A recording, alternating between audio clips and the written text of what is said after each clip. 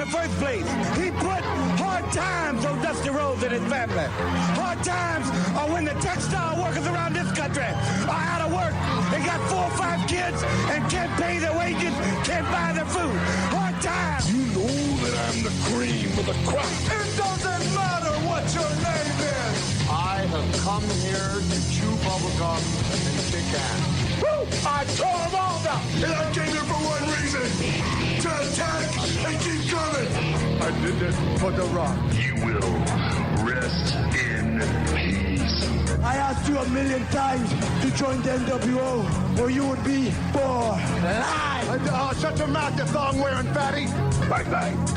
And what you gonna do when Hulkamania run wild on you? And that's the bottom line, cause Stone Cold said so. Yeah! I will ride in nothing but limousines, and I will make love to nothing but the best looking woman in the world. You don't know what hard times are, Daddy. You will know that your ass is mine. Bang, bang. The best there is, the best there was, and the best there ever will be. You got a championship belt? I don't. That's right, I'm a Paul Heyman guy. When Ric Flair's in town, showtime. Woo! Sweet! My belly's just a little big, my honey's just a little big, but brother, I am bad and they know I'm bad. Beat me if you can survive, and I let you. Orderly! Woo! It is Rolex time. For the Raven. You just made the list! Who's two feet, brother? Did you dig that? Shut up! I am the game! The whole show. If I can be serious for a minute. You son of a bitch! Brock Lesnar. Damn! Austin 316 says I just whipped your ass. Oh, you didn't know?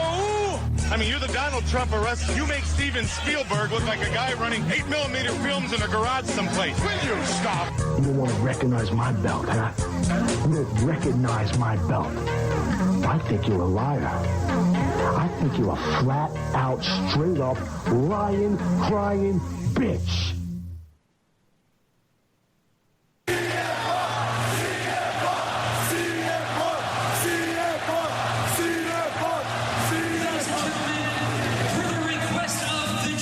I would like to introduce CM Punk's personal ring announcer.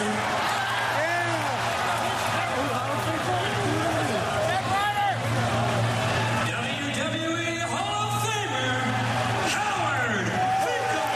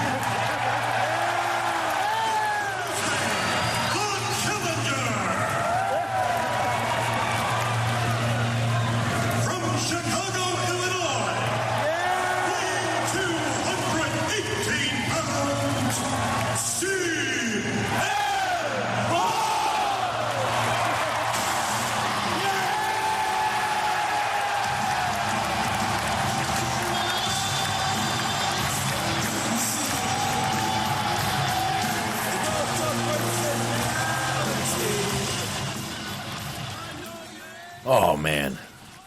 What an ovation for the Fink right there. What an ovation for Fink right there. Awesome, awesome stuff right there. Ladies and gentlemen, it is Friday night. Thank you for joining us for the Dirt Sheet Dudes. Obviously, we're going to get into why we just played that in just a second here.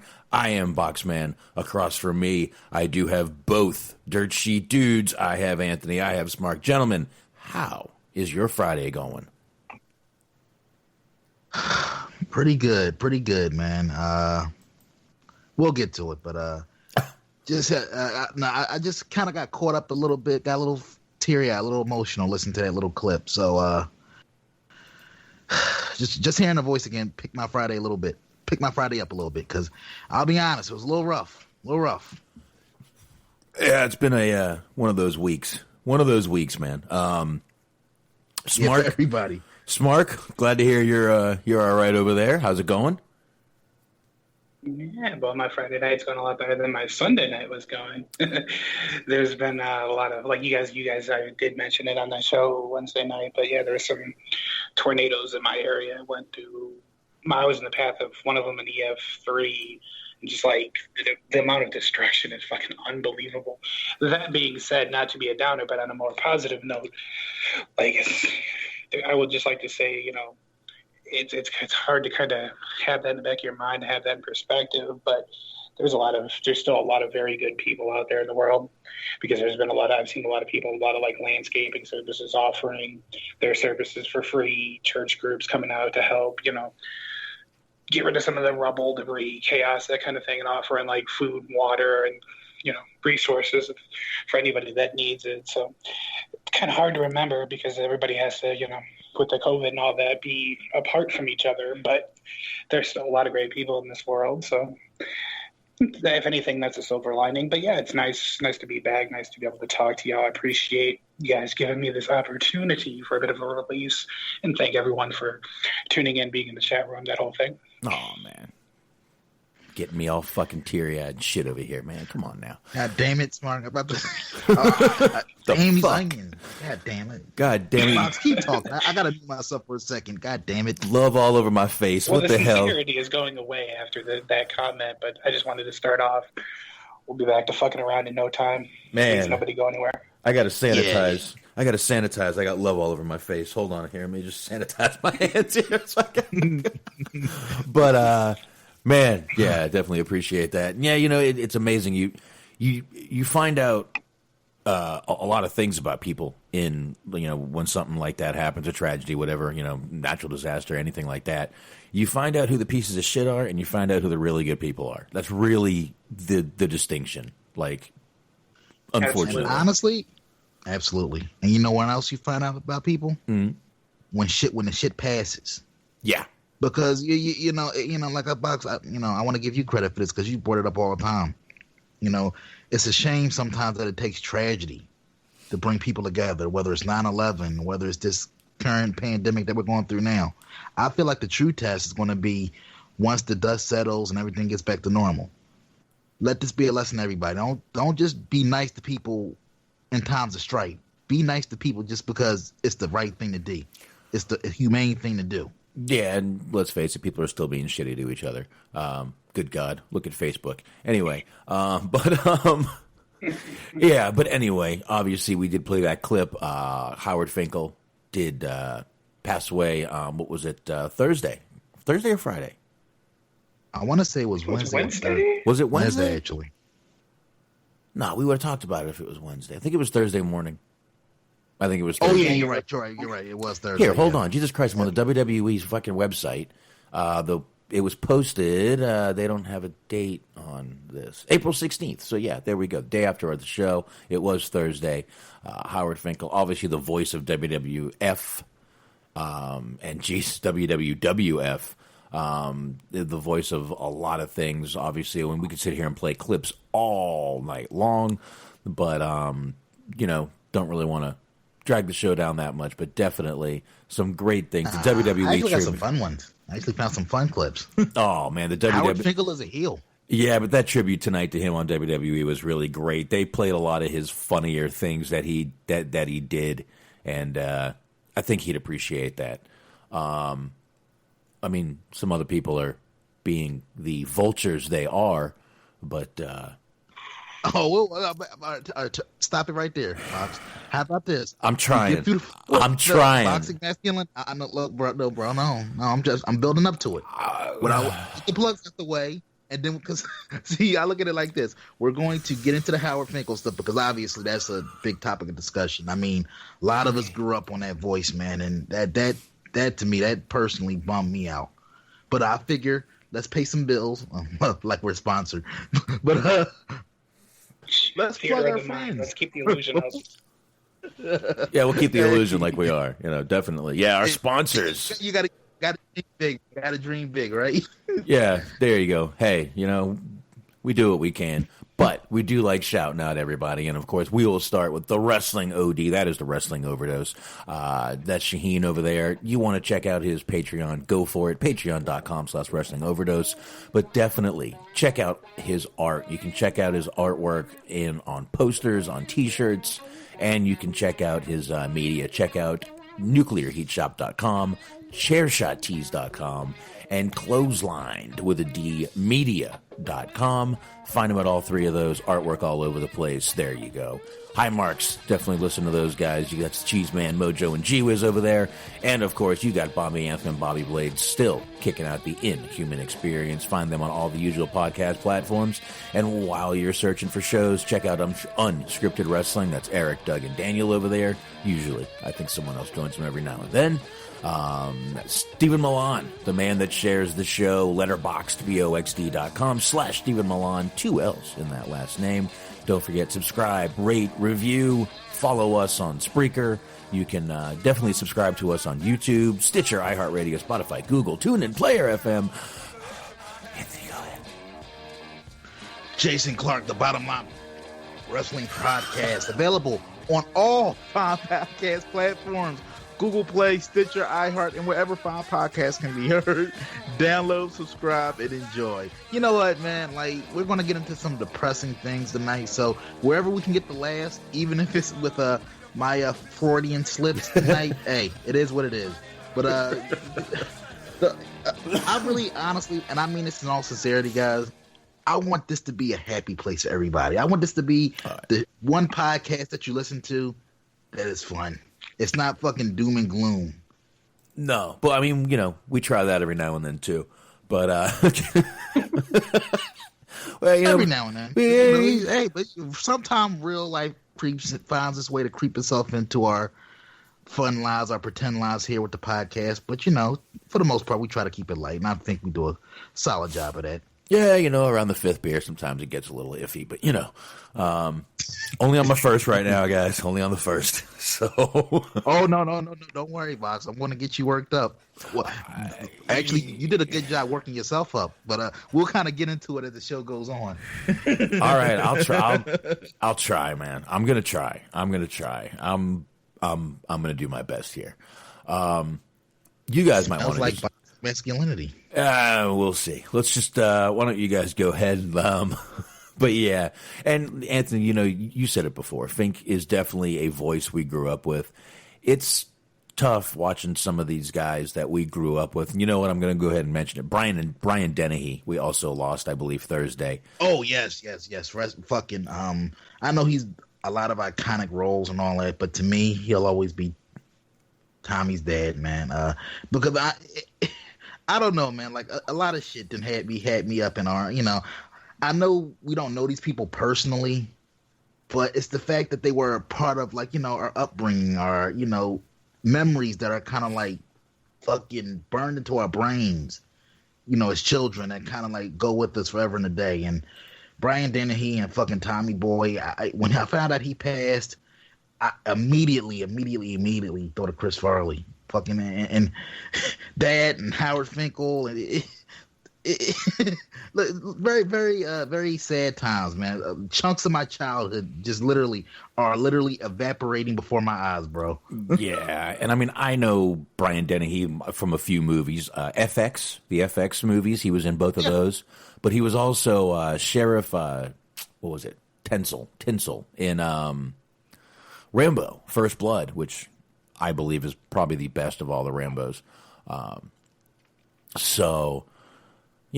Just real quick, I did want to mention him. I know this isn't the movie show, but we're talking about people we grew up with, and I saw him in so many movies. And I even remember in the South Park movie, they make fun of him. He shows up out of nowhere, and they're like, Brian fucking Dennehy. What the fuck is Brian fucking Dennehy doing here? So There's another thing to remember, but D-Large brings up, the Fink and Mike Buffer. Mike Buffer definitely is up there as one of them ring announcers. The $1 million fucking voice right there.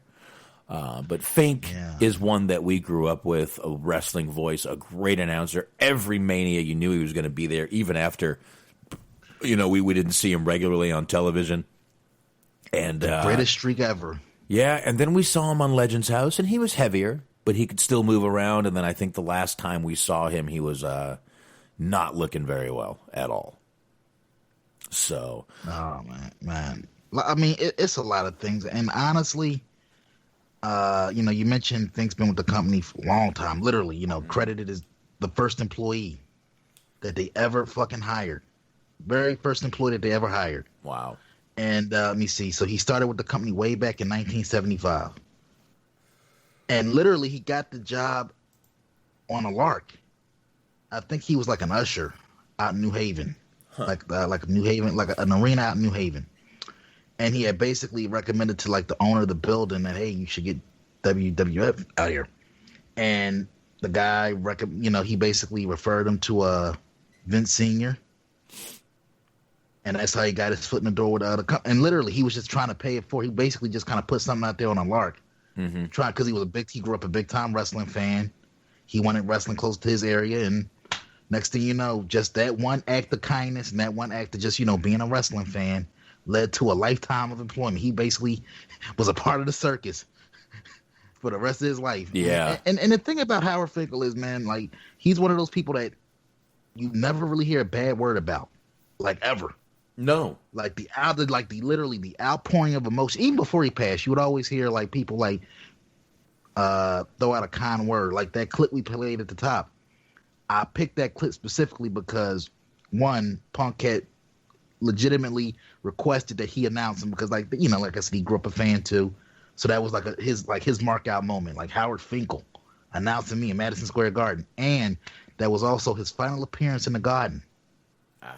And shout out to Madison Square Garden, by the way, because they did a nice little tribute to him on their on the marquee. Oh man, that's awesome! I didn't see that, but that's fucking great right there. And it's the voice, man. I'm telling you. And the one thing I'll always remember about the Fink is the fact that, and it's a little thing, and I might be weird for mentioning this, but fuck it. He had a distinct announcement for every performer. It was like a little, just a little thing. I was just like and new Bret Hitman Hart, like literally he made every performer, regardless of where you were on the card, feel special. Right. It's like those little things, man, like that really add to the presentation of a show. And I feel like those little things that WWE used to care about, they're so far removed from that glory era, where they actually paid attention to those little details. The commentary being on point, the match announcements. Mm-hmm. Like literally, man, like, and honestly, when they say, I don't think it's hyperbole to say that Howard Finkel was the greatest ring announcer of them all. Everybody else, in my opinion, fighting for a strong, like a distant number two. Distant number two. Like seriously, man, like that voice, like that booming voice, and like I said, distinctive. Every performer, he had like a distinctive way of announcing everybody, right, making everybody on the card feel special. Not just the top guys, mid card guys, lower card guys, everybody. I feel like he went out of his way to make them feel special. Definitely, man. Definitely. Smark, give us some of your little memories there. Sure, yeah. Like, he was just, the fact that he was the announcer and not just one of the talents. So he was associated with a lot of just every like big match that I could think of watching as a kid. Anytime you hear anybody announced come into the ring, you'd always hear him. And like even as a kid, when they almost work hard to make sure that you don't know any of those people, any of the announcers or the referees or anything like that. Even as hard as they try to keep the names close to their vest for whatever reason, everyone still knew him, Mm-hmm. He was just so synonymous with that particular time of wrestling, like especially like the 80s, early 90s. he had quite the legacy.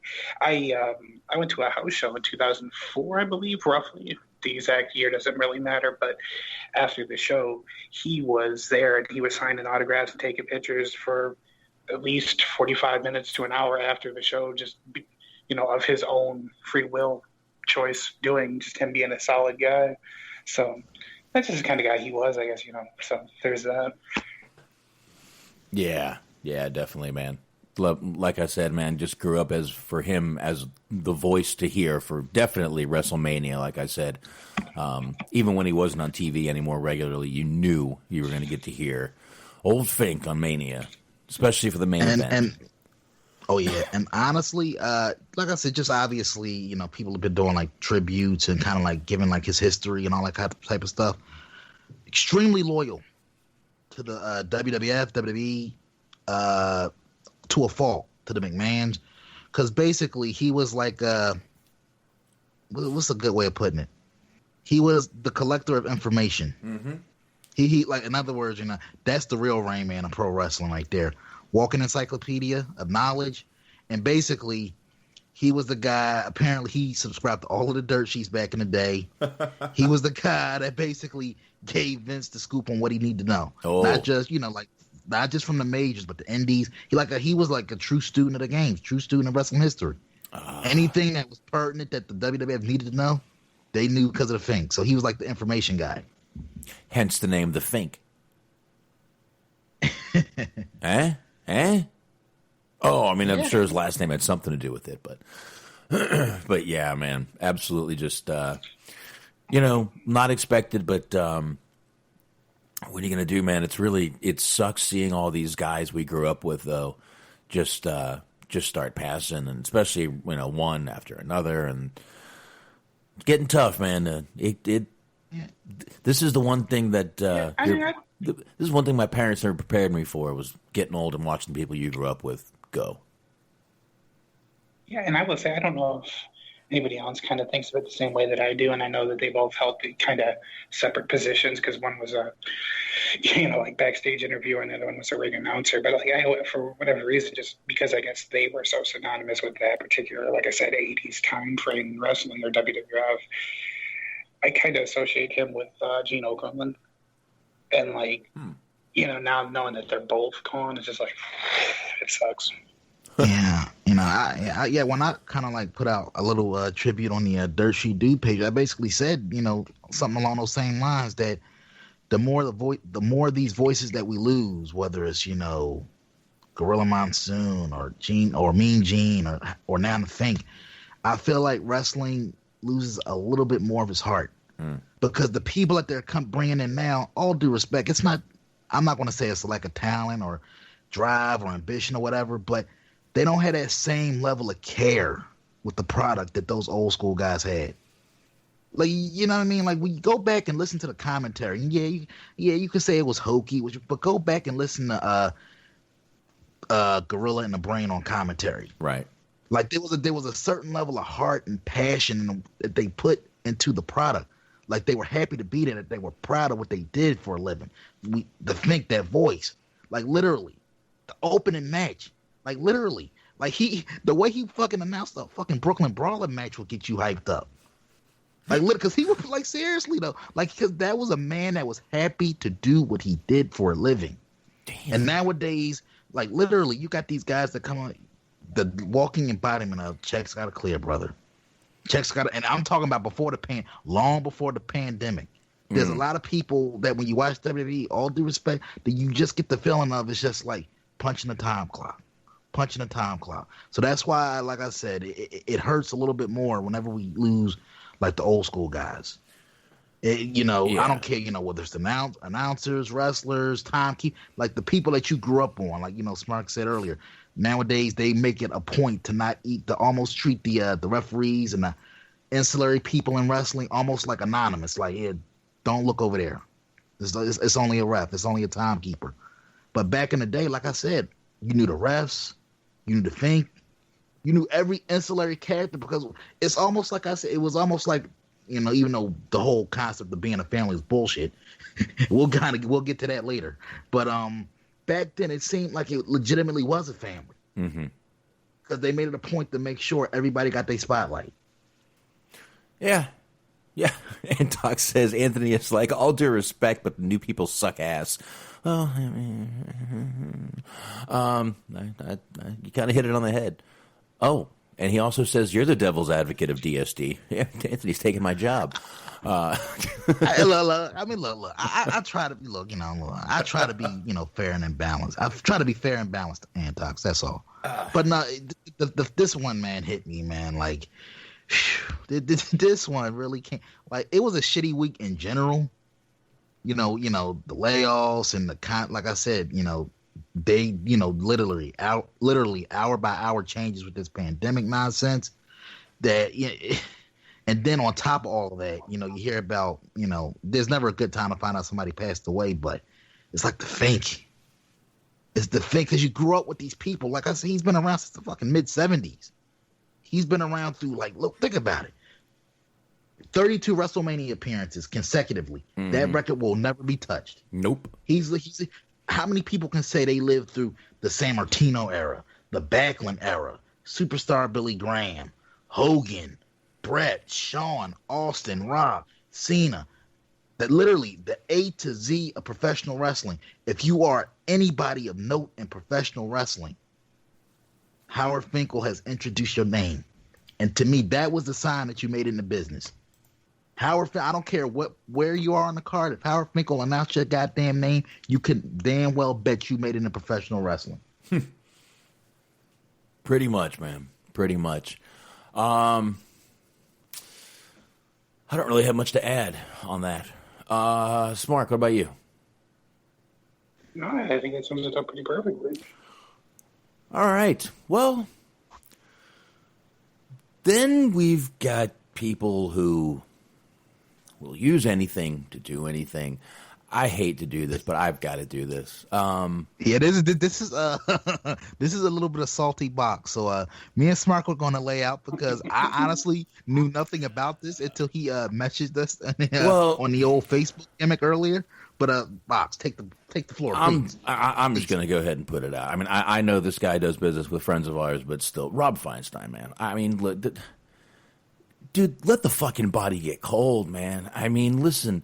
He's already selling 8x10s, $40, and free shipping. You better fucking ship a 8x10 picture for free shipping when it's fucking $40. And he tries justifying it. I have known Howard for a very long time, and if anyone would not care that we had these on here, the next day it's Howard for sure. First of all, can you add a comma somewhere in there? Run on sentence, Jesus. But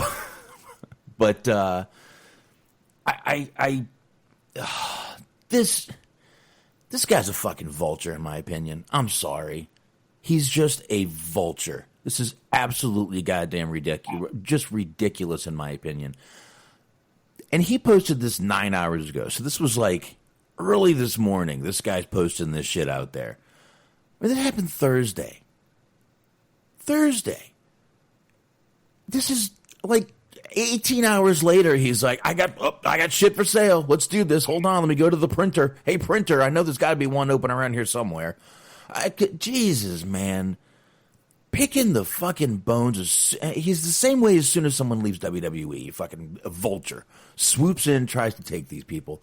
I'm sorry. This guy is just, I mean, what we already knew about him was pretty shitty. But when he does stuff like this, it's just awful, in my opinion. I'm trying to figure out a way. I mean, there's just no justifying this to me. Absolutely zero justification in doing this. I get it. This is how he makes money. But come on, man. Give it a week. Oh, well, people are asking. You know what? Tell those people, look, I'm trying to respect the family. That's it. Trying to have a little bit of respect for the family. Let's wait a little bit. I'll have him out maybe next week. Jeez, wait a week. Wait till the body's buried. And then he makes a little thing that, I used to ask Howard for the interviews and ask him, hey, I want to know where the bodies are buried. Oh, nice joke to make right now. My God, man. Couth a zero. No class. Zero class. Well, and I'm glad you said that word right there.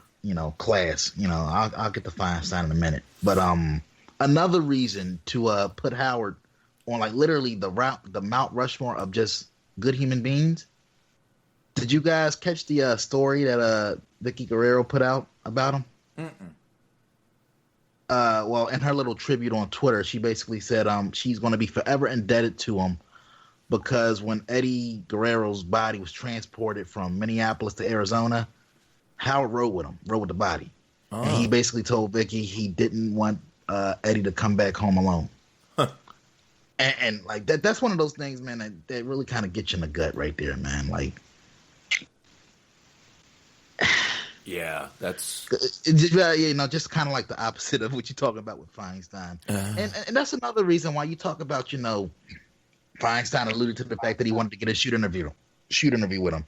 And Feinstein basically said, well, Howard basically told him, when I get out of the business, which he never planned on getting out of the business. Right. People say, you should write a book because obviously as long as he's been around, he's one of those guys that legitimately does know where the bodies are buried. But he had, say what you want about, the McMahons and the WWE and how they do business. The one word that I saw thrown around a lot about the guy was that he was extremely loyal. He was, he was one of those guys that no matter how bad things might have got, he's not one of those guys that's going to sling mud. He's not one of those guys that's going to go out there and say, fuck the McMahon. He's not one of those type of cats. Right. So whatever he knew, good, bad, or otherwise, went to the grave with him. He's not one of those guys. And to me, that says a lot about a person's character. As much as we love these kind of shoot interviews where people dish the dirt and all that, it's kind of refreshing sometimes to see a guy that wants to go the opposite route. I made a good living working for this family for, literally well over 50 years, literally half of his life. Mm-hmm. Yeah. So it's one of those things, man, where I'm not going to kind of like go into it deep about the Feinstein thing because you pretty much summed it all up. I'm just going to say this. Obviously, it's how he makes his living, selling autographs and shoots, and I understand the business aspect of it. And he'll probably say, "Well, my competitors, other people are doing it," but just because everybody else does shit doesn't mean you have to do the same shit. And it's one of those things, man, where people are probably asking for it because obviously emotions run high when somebody that you are a fan of passes away. And it's that need to want to get your hands on whatever you can of that person to kind of memorialize them in your own little way. But like you said, man, let the body get cold. It just comes across very shitty to literally not even a full 24 hours after the man dies to post up, hey, this guy that just died 24 hours ago that you're crying over? Here I am 9 hours later. I got these old autographs that he signed for me in bulk at my last Icons of Wrestling event or whatever the fuck it was. It just comes across shitty. Especially, it almost makes it seem like you have a stash of shit waiting for somebody to drop so you can sell it at a higher price. Mm. Because think about it, how long you been sitting on these Howard Finkel autographs? You literally wait till a guy drops dead to say, yeah, by the way, $40. Yeah, and then he sits there. That's very shitty. Or at the very least, here's an idea. If you're going to do that, how about giving at least a portion of that money to the family, or a charity, or something that he co-signed? No. I'm just saying, like if you're going to go that route, at least do something productive with the money besides put it in your pocket. Yeah, sure. That's where that money's going to go. Exactly. No. I didn't mean to go off on a tangent there, but damn it, Box, you're rubbing off on me. The more I kind of sit back and think about it, god damn. Well, I mean, listen. Literally, the body isn't even fucking. It ain't even been like situated yet. Well, they ain't get shape his hair up yet. They ain't give him the suit. Oh, and this motherfucker signed $40 autographs. Like he's selling $40 autographs. Well, free shipping. Don't forget free shipping. Jesus. Don't forget the free shipping, Anthony. I know the wrestling business is full of scumbags, but goddamn, that man. It's like Smart. You got anything on this? Yeah, Smart. Go ahead. I mean, God forbid someone else gets let go. All you're going to hear is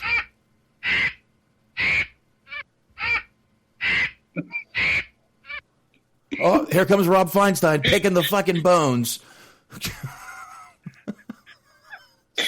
That was a rather excessively long audio. It was only 7 seconds, man. I was just curious, like listening. I was like, "Wow, that's longer than I thought it would be." I don't get to say that very often. Anyways, well, this is going well, of course. No, I mean, I can't. Like I was saying, it's just like, okay, yeah, that's what he does for a living, but to do it under those circumstances, like, imagine if you fucking. I don't know what his family situation was like, but imagine if you were like his wife or if he had kids, you were his kids or whatever, you were close to him on some form or fashion. And like you go to his funeral and there's a motherfucker with a fucking merging table set up. Got these 8x10s, got these shooting interviews, got these DVDs. Like, Jesus fucking Christ, man. Like, how, and the fact that he says that he knows him makes it worse. Because if you actually know him, you have some kind of relationship with this guy, you hypothetically say that they're friends, and you're like, all right, well, my friend just died. Cha-ching. Like, how can you look yourself in the fucking mirror and know that that's what you're doing with your life? Like, it is just pathetic. Like, literally, this is the pattern. I'm sorry, but this another Feinstein story, but basically, this is a pattern, dude. This is a pattern. Like, literally. He did it when Piper passed away. Because I every once in a while make jokes about people selling forged 8x10s to people, and that's what that's in reference to. I can't prove that they're forged, in case he's listening. So that's allegedly. But as soon as Piper died, like, we're talking about within a couple of hours, there was tweets and shit coming out about, go buy your Roddy Piper 8x10s, signed T-shirts, and all this shit. And it's like, Jesus Christ, man. Yeah, all this just got me curious. What does the African bearded vulture call sound like? I want to find out. Let's find this out. Oh, that was scary. Man. Anyway, literally. But I know that it isn't true because I can see you, but I want nothing more than to believe that you're wearing a zookeeper outfit right now. Awesome. Fucking amazing. Just a Chewbacca shirt. But honestly, this is like the saddest shit in wrestling ever, because it's the same pattern every fucking time with this dude. Write a long ass testimonial. This is my friend. And look, you knew the people, we didn't. So I'm not going to say that those little fucking long ass posts don't resonate somewhat with them, but at the same time, if you knew them, you don't feel a little shitty to be like whatever merchandise that they signed for you, or shoot interview they recorded for you. You don't feel a little shitty signing literally hours. I remember specifically when Axl Rotten passed away, and Axl Rotten, rest in peace, loved ECW, loved his work, but the fact is he never really made it to that upper echelon superstar level. But Feinstein's out there selling fucking ECW action figures of the dude. Shoot interview. Like, hey, get your Axl Rotten package. By the way, I love this dude to death, man. Up and down the roads in ECW, he's a funny motherfucker. Yeah. Same thing with Balls Mahoney. Ball, I'm going to miss Balls at the shows. By the way, buy this action figure. Buy this shoot interview package. $50. Free shipping. Of course, free shipping. Everything's free shipping. No. I'm sorry. We're going through a pandemic now, so he's a little going to go a little easy on the shipping. I think back then he was actually charging shipping. Oh, probably $2.99 or something. But I just, again, to me, there's no justifying this, and I don't care if that's why he puts out those little disclaimers, because he's. I don't know if he's talking to us or if he's trying to convince himself that it's okay to do this. I think he's probably talking to himself when he's like, don't shit on me for doing this. Howard wouldn't care. Oh, okay. Is that what you're telling yourself, to fucking sleep at night? That's fine. I'm sure you have many other reasons not to sleep at night. Maybe some urges or something. I don't know. Not that I'm hinting at anything. But anyway. After about 10 o'clock, it becomes Nick at night, and then there's adults on the channel, and there's nothing to I mean, I don't know what that has to do with anything, but No, that's got nothing to do with nothing at all. But anyway, and the thing about Feinstein, like I said, it's just scumbag behavior. Dude, I mean, like I said, he's from my area. He's from my state. Growing up as a kid, like being a supermarket that I was, he had a lot of wrestling shit that I was a fan of. So I've done business with the guy. He's never personally done anything to me, but just because that's the case doesn't mean you can't call people out for bullshit. And this is just bullshit, man. Like, literally. I get it. Once again, I kind of put a bow on this. I get it that it's your business, it's how you make money, but give people some time. And also, in respect to what he did to trying to make money off the guy's death, it's also shitty to prey on people's emotions. Yeah, because obviously Howard Finkel was a beloved figure amongst not just people within the wrestling business, but wrestling fans. And it's like one of those things where, like, to upcharge, because I guarantee, here's the thing, that autograph, if Howard was still alive, $15, $20 at most. But when you start going 40, 50, he's dead now, so you'll never get a chance to get another signed piece of merchandise. So buy now. Like, that's just shitty, man. It's just all, even if you're not a super religious person, that's just bad karma. That's bad vibes all the way around. Yeah, that's bad energy to put out to the universe. And he said he's had these pictures for a while, so he does wait. He waits, which is so gross to think about. Think about it. I forgot. He even said when he had them. Hold on, I shut that article off, but I can get that back real quick. Hold on, it's all right here. Right here. Clicky, clicky. Pop it back up. Let's see. We had these. Imagine the fucking Flair pile. Many times. Let's see. I'll miss asking him. Flair, Hogan. Shit. Like, literally. Yeah. The Hogan, Flair. This came from something called Sinomania. When the hell was Sinomania? I didn't go to that one, but I did that. Yeah, that's 2012. 2012 is that what I'm seeing here? No, 2017. Oh, yeah, that one. That's actually an old one. I feel like it was longer than that, but that might have been a different one than I'm thinking of. Well, it said it was returning in 2017, so he's had these pictures for a few years. Is all I'm saying, and he just waits. Yeah. And now, time to put him out. WWE confirmed it, right? They confirmed it. Fucking maniac. Oh, God. Anyway, before I was trying to remain calm. I think I did. I think I smoked enough weed before I did that. Yeah. When you look, Feinstein, it takes a special talent. It literally takes a special talent to take a guy that smokes as much weed as Boxman does on the air, mind you, and piss him off to that degree.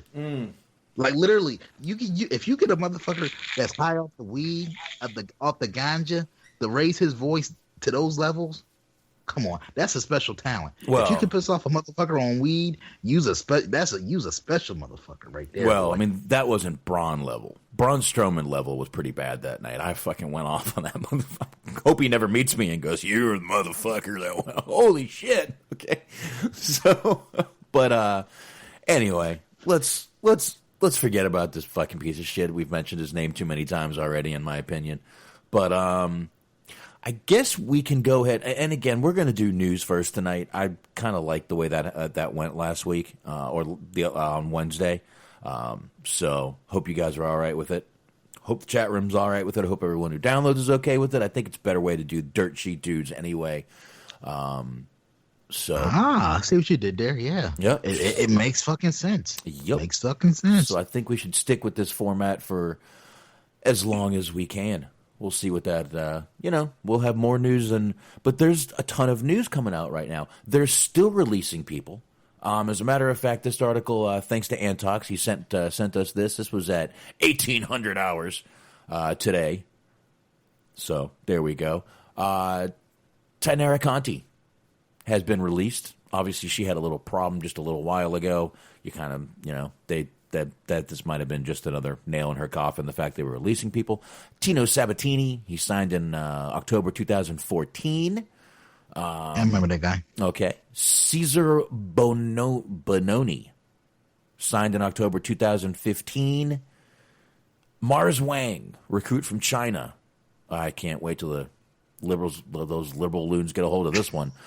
He signed in 2018, and there you go. So more releases, and I wouldn't doubt if we have more to come with NXT and a few, and maybe even a few more main roster releases over the weekend.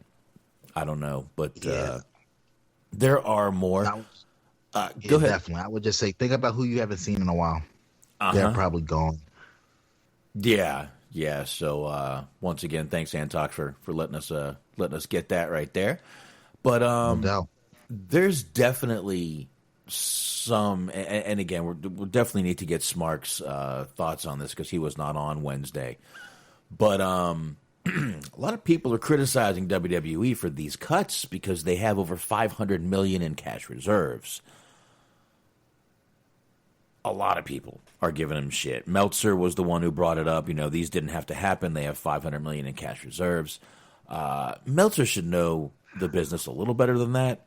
And no, I know they could have made cuts other places, but I mean, what are they going to do? Cut Pyro again? But here's the thing, though, and this is what I get what Meltzer's saying. And look, to the average layperson, $500 million is a fucking shit ton of money, right? But you still gotta understand, like, just once again, not justifying the decision, but I'm actually putting on my boxman / business hat here for a second. No. WWE is a very big company. It is an international brand. It takes money to keep an organization of that size running on a continual basis, day by day, hour by hour, second by second. So literally, that $500 million in cash reserve at this point in time, when no new money is really being generated because of everything that's going on, is something that you probably want to hold on to as much as possible. Obviously, WWE is not in a position that they're going to go under, but at the same time, when you don't know when this shit is going to be over, you kind of have to be a little more prudent. Which is why, look, to be honest with you, Mike and Maria, shit like spending, fucking 6-7 figures to hold on to them, to do nothing, except cuck them out for, how God knows how long that storyline went on, waste of money. Offering the fucking, I don't give a fuck how good they wrestle. Offering the fucking revival, $500,000 plus over a 5-year period, they weren't worth that money. All due respect. Why? Because they were never going to get a return on that investment, even if they did right by them creatively, right? Mm-hmm. Everybody in it. Even if you're the biggest fucking revival mark out there, goddamn well Vince McMahon was not going to see a dime of a return on that investment, Right.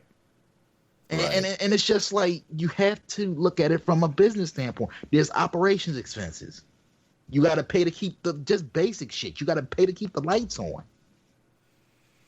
Yeah. Like I say, and if you're paying everybody, 6-7 figures, this is not even the top guys.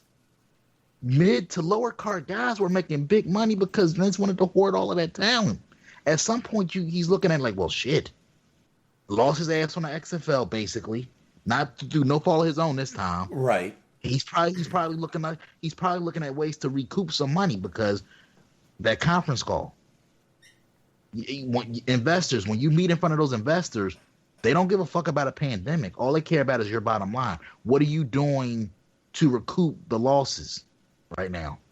What are you doing to hemorrhage some of the bloodletting? They don't give a. Like I said, when it comes to big business, they're not exactly known for being caring individuals. Yeah, let's face it. The check's got to check's got to clear, but the blood's got to clot. You have to clot the blood. So, and yeah, I admit I know they are bleeding money. And again, we did talk about these, but Smark, I do want to get now. Do you know the whole list of everyone who got released, or do you need me to run through it, or? Approximately. I probably couldn't name them all off by memory, but I did read the list. So, right. Yeah, I do know what's going on. All right. Obviously, which one stuck out to you? Now, we did play the Drake Maverick clip the other night. And I do have the AJ Styles clip to play that he put out. And I've even got a Tommy Dreamer clip to play. Of course. Did he cry on? I don't know anything about the Dreamer clip. Did he cry on this one? Completely the opposite. But it's Mark. I'll give you. You don't need to know. I mean, the producers. You read them. I mean, we had Mike Chioda, Shane Helm, Sarah Stock, Dave Finley, Kidman, Rotunda, Pat Buck, Scott Armstrong, Davari, and Lance Storm. And those furloughs, I think they'll be back. I think those guys will be back. Well, because I don't see them releasing that many producers, agents, whatever you want to call them, and leaving them on a free market. Well, one of the reasons I brought up those people real quick first was to say that according to a report from Wrestling Inc., the employees that are furloughed, the information packet says the end date is July 1st. So I guess they're giving this until July 1st to see if everything's back up into normal. And I guess everything's going to get renegotiated there. But I guess they could bring him back sooner, and I guess we'll see if they do. But according to Fightful and Wrestling Inc., that is exactly what happened right there. But anything on those producers there, Smart? On the producers specifically, no. I knew a little bit about Pat Buck because I guess he was in before he went to WWE. He was in a partnership with Impact. I saw them mention his name a couple of times. So it seemed like he was pretty well respected amongst kind of wrestling community. But yeah, not anything much to say about the producers specifically, but just in general, the whole situation is shitty. Yeah, it is. And again, we played the Drake Maverick clip from the other night. I don't know if you heard that. Definitely was pretty fucking heartfelt right there. But I'll run the list down one more time because we do have a few things to talk about in this whole thing. Rusev, Carl Anderson, EC3, Leo Rush, Kurt Hawkins, Drake Maverick, Eric Young, Luke Gallows, Heath Slater, Aiden English. Pause right there. Heath Slater, he was coming up on 16 years this June. Mm-hmm. Damn, that I ain't gonna lie, man. That I was surprised by that one. Legit. You might say, "Oh, it's Heath Slater," but nah, man. Like he was a utility player. He was one of those dudes. No, not even that. He's one of those guys. Like, look, I know he's not everybody's cup of coffee. I like the guy because he's a utility player that you can put in any role and he'll make it work. Literally, like you really can't name a bad Heath Slater moment or whatever they put him in. They kind of, like I said, he made everything work, even if it was like a shitty gimmick. Because you look at something like 3MB on paper, that's a shitty go nowhere gimmick. Mm-hmm. In a lot of ways, it was. But people, like I said, people remember that shit. Those guys as 3MB have like a cult like status. People remember those segments. Yeah, I remember him being. The tag team with Rhino got over. Yeah. Okay.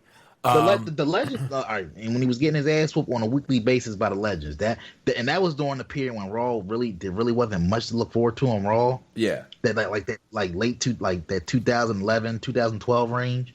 But I remember like when he was coming out talking shit, and he was getting laid out week by week. Fucking Lita laid him out at one point. Sid, who hadn't been seen in years. Remember Brock Lesnar? I don't give a shit about your kids. Boom, F5. Oh. Look, come on, man. And look, out of something simple like that. That's what I got kids. And look, motherfucker got a t-shirt off of that segment. That right there, in a nutshell, sums up the greatness of fucking Heath Slater. That's the only Heath Slater t-shirt. was doing jack shit at that point. He had that little run with Brock, and guess what? He got a little mini run out of it. Got the t-shirt, got a little bit of merchandise, got the tag team with Rhino. Like I said, I don't know, man. Like Heath Slater is one of those guys, man. Not necessarily main event level, but he's like a guy that you want on your card. Yeah. I was always a Heath Slater fan. But let me go ahead and go back here. We got Kurt Angle, Sarah Logan, Zack Ryder, as Anthony mentioned, the Kanellis crew, Epico Primo, and No Way Jose. So, Smark, which one of those kind of stands out to you? Again, me and Anthony did a about an hour and a half on this the other night, but definitely want to get some of your thoughts on some of those releases. I mean, I would say that if like the biggest ones that stuck out to my mind were Gallows and Anderson, just for the fact that they were on WrestleMania, because I feel like there's some of the bigger names like Rusev. Like Rusev would be a surprise in theory, but like we've talked about it before, he was not happy there.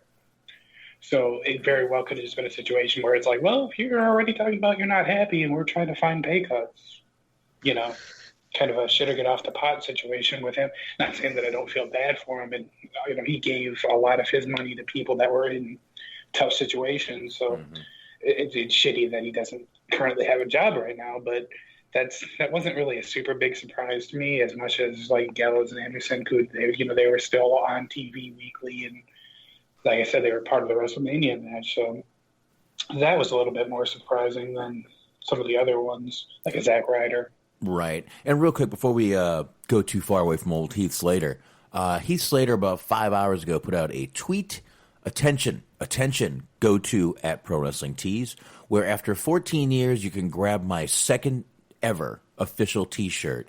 The T-shirt simply says, I got fired, with a little logo. You can go ahead, if you're in the chat room, obviously click Antox's link right there, guys. You can check that out. That shirt means more to probably a lot more people than just wrestling fans. That might be a good seller. That might be a nice seller for him right there. You know who has a nice seller on Pro Wrestling Tees that I found out earlier? Who? Zack Ryder. Zack Ryder. I'm not sure if it's still like number one, but it was like top seller. Remember when he was in WWE, he had the shirt Still Here? Yeah. When he was, he named this one Not There. Oh God! Cause you come on, dude, and I'm like, I might get that shirt just on principle, man. That shit is gold. Like, he's one of the guys that I'm not really going to be. I'm not too worried about Ryder because he knows how to kind of like take care of himself, social media wise. He knows how to keep his name out there. Mm-hmm. So like, I feel a little bit comfortable for that. I feel not too scared for that guy's future prospects. Right. But certain guys, like you look at, like, I don't know, No Way Jose. I mean, I don't know, unless AEW, they sign him, they call him CC Jose. I mean, but it's come on. It's like, you don't want to see anybody out of work, even if you're not a fan. You could call him. It's like, it's certain guy. You could call him No Way Jose B. Total joke. I'm kidding. It was a fucking bad joke. Leave me alone. Wrong Way Jesse in the Impact Zone. Wrong Way Jesse.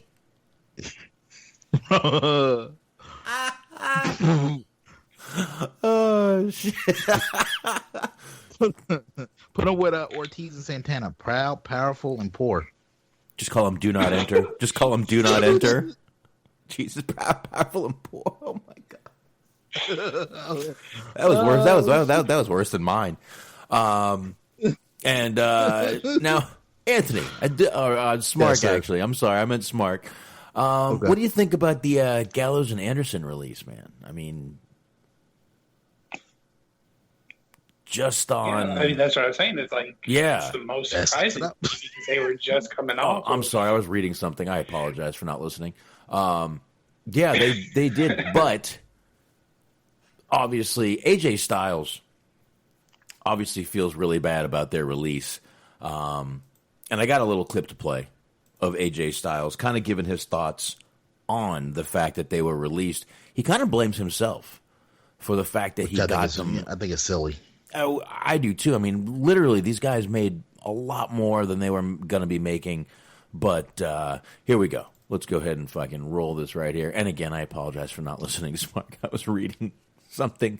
I was looking at the T-shirt is what I was looking at. Blame Antox for posting that, man, in the middle of your fucking rant. I will say on that T-shirt, that is a shrewd businessman, because he was smart enough not to put his face all over it or big logos all over it.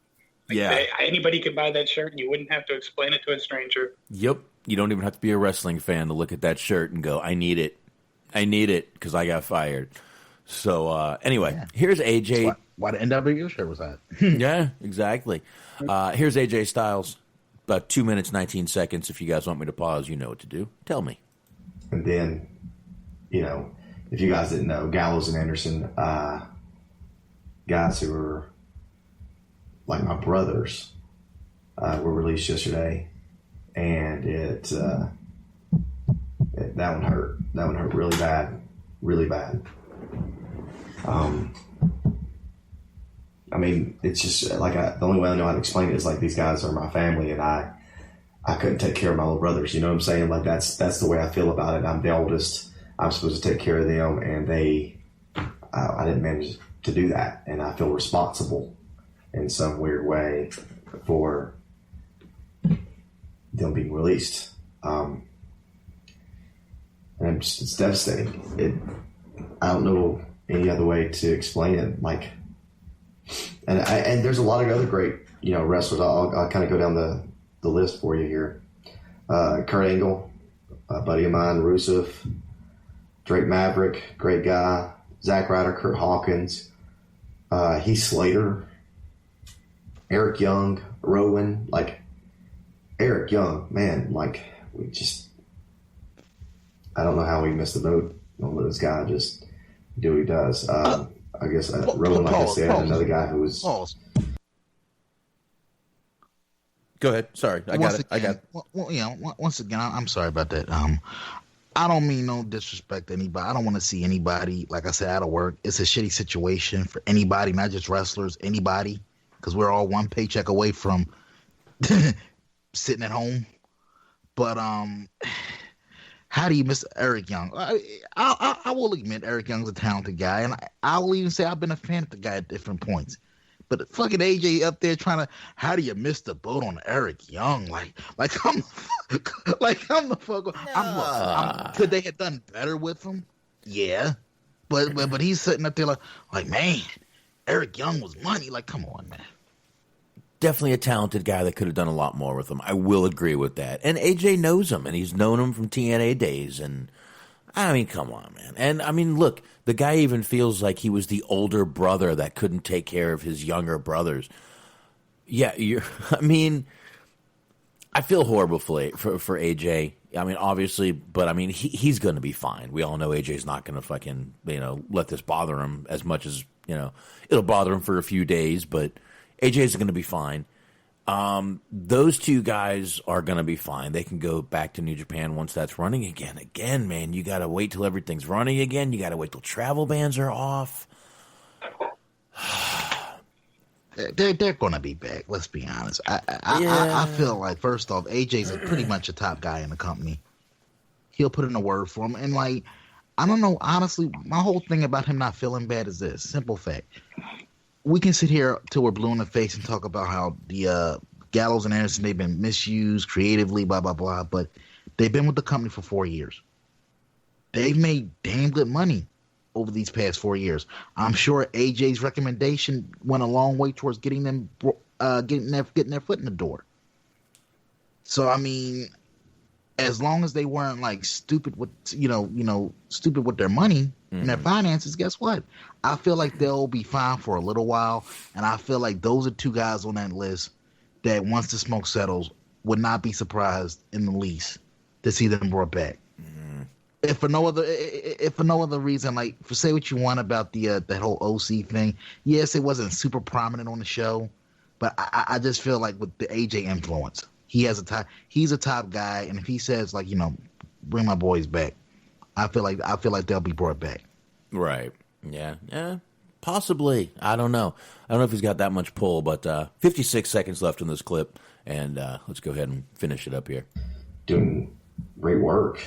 Sarah Logan, she was just on television. She was just on the pay-per-view. Gallows and Anderson were on one of the main events of WrestleMania. Mike Chioda this guy's got tenure for sure. So for him, the referee, Mike Chioda, sucks. Mike Kanellis, Murray Kanellis, EC3, Aiden English, Leo Rush, Primo, and Epico. And I'm sure there were some today with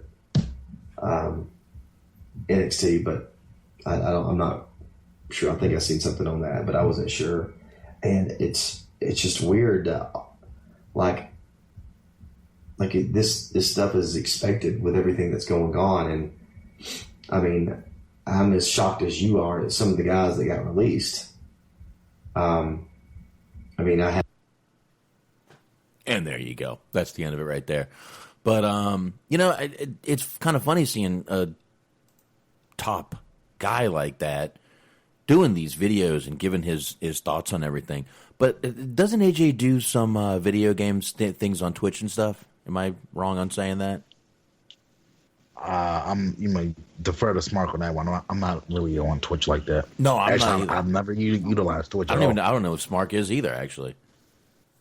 He, I guess from what I've been told, he does like streams on Mixer. Not to be confused with Mixler, which is what we're on right now. Mm-hmm. But like it's a Xbox platform. Okay. It's basically the same thing as Twitch. I'm told, from what I understand, he streams on there from time to time. So yeah, you're pretty much in the right ballpark there. All right, because I mean, you can tell by the way he's got one camera set up, kind of in the back, and the other one is right on his face. There, yeah, Antok's just said on Mixer. There we go. It's just fucking. I mean, look, there's a lot of different takes on this. I know some people are saying, "Oh, well, they had to do this." I mean, what are you going to do? You know, they're losing money, they're losing this, and they can get the pandemic insurance or whatever it is. Can Epico and Primo get that? This whole situation? Huh? I'm sorry, I mean, you know who really lucked out looking back on it? Who?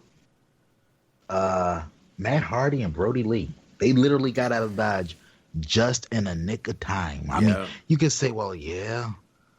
You could say like, yeah, they might have did them dirty on the way out the door, but man, how much are they counting their blessings right now? Thanks WWE, because at least they have some semblance of a paycheck coming in still. Yeah, but as opposed to being stuck in limbo. Yeah, but Matt Hardy would have been okay because his contract ran out, so he would have signed a contract. And look what they're doing with Jeff right now. They're doing this whole thing on SmackDown where it's this whole the rise and fall of Jeff Hardy. Oh, we'll get to that, man. I was actually surprised with how deep they went tonight. I was too, actually. That was a little. It was kind of like 60 Minutes style.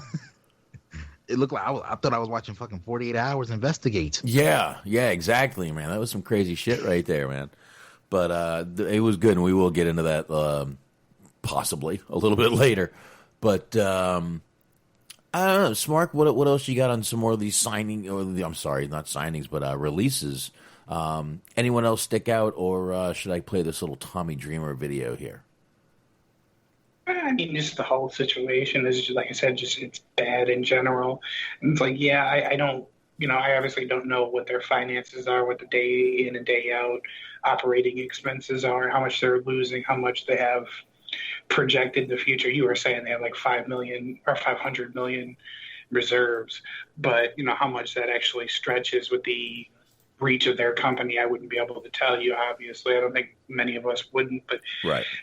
I would like to hope, and I say hope, not believe, because I don't think I believe it, that they did everything that they could before they did this.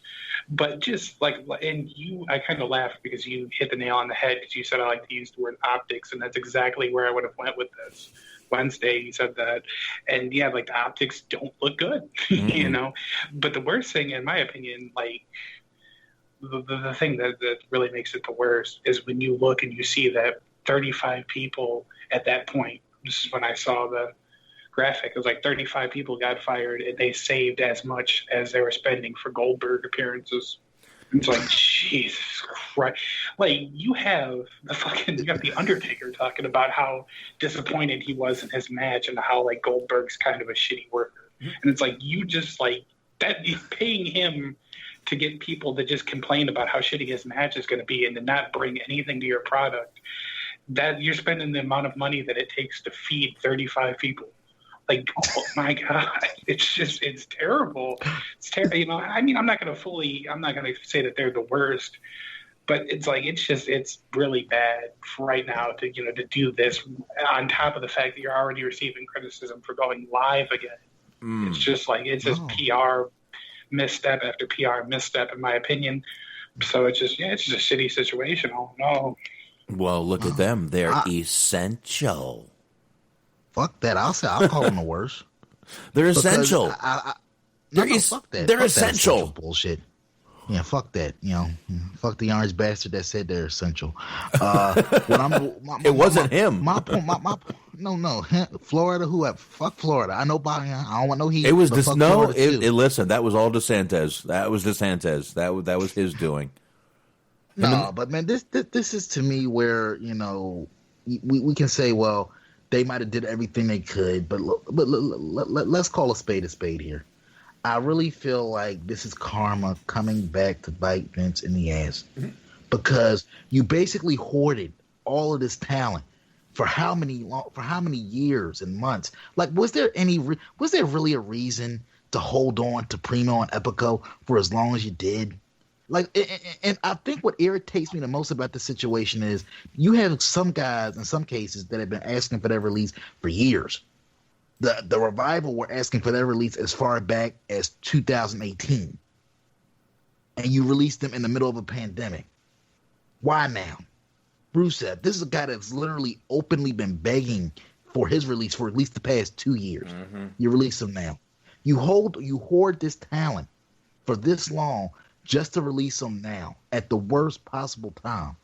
That to me is more shitty than doing it just because you had to because of the circumstance. This isn't just laying off because of firing people because of circumstance.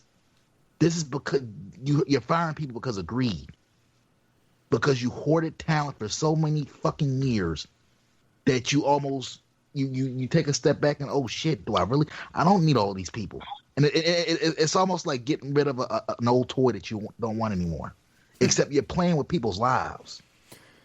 Yeah, that I feel like that's the shitty part of this whole situation. Mm-hmm. Because it didn't have to go down like this. If you were, I don't know, if you took a step back and said, I'm not going to ever do anything with an Eric Young. Why don't I just pull the plug on this experiment? I'm not ever going to bring Primo and Epico back and utilize them. They're not going to get any merchandise. I'm never going to make any money off of these guys. Why don't I let them go somewhere else? They're not going to move the needle anywhere anyway. Let them go somewhere else, make some money in the wrestling business. Or who knows? Maybe somebody might decide, hey, maybe I need to do a career change right now because the wrestling thing just ain't working for me. How many guys were on that list, and girls in some cases, that we hadn't seen in months, years in some cases, but that are still collecting money? Yeah, like, for what? Believe it or not, though, it's actually a few. I mean, Rusev, they've used, he's been in a good storyline. Carl Anderson's been in a storyline. EC3, not used. That one not used. Leo Rush was just being used. Just had he was fucking champion just a little while ago. Kurt Hawkins, not used. Drake Maverick, still used, not as well as he should be. Eric Young, not used. Luke Gallows, Heath Slater, not used. Aiden English was being used. Kurt Angle's being used. Sarah Logan, just on there. Zack Ryder not being used. And then you got the last few, but most of these people were still being used. And, look, man, it's just, again, like I said, I can sit here, play the devil's advocate, and understand the whole business thing, but I just think in this time right now, it's just not the right way to look at it. It's just fucked up. That's the only way you can really look at this.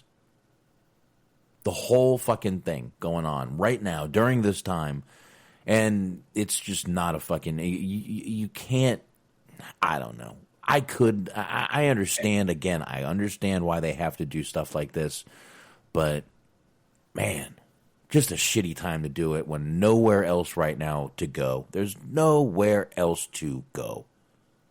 Yeah. And again, not to be redundant, but with the whole Anderson Gallows thing, and maybe a couple other people, like Sarah Logan too, you could probably put in that category, but they had them come in during this epidemic. They had them come in and they had them potentially risk their health so that they could be on their shows. Mm-hmm. And then they fire them like a week later. Or, well, maybe like 2 weeks later because it was taped, a while in advance. But you know what I mean? Like, they had them sacrifice themselves to the very fucking end. And they weren't willing to sacrifice anything for them. Right. Yeah. Yeah, man. Exactly. So, I don't even know anymore, man.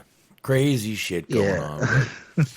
I don't know, man. It's just crazy. And you know, it was a double fuck you, in my opinion, because not only do they get fired during a pandemic, but think about this.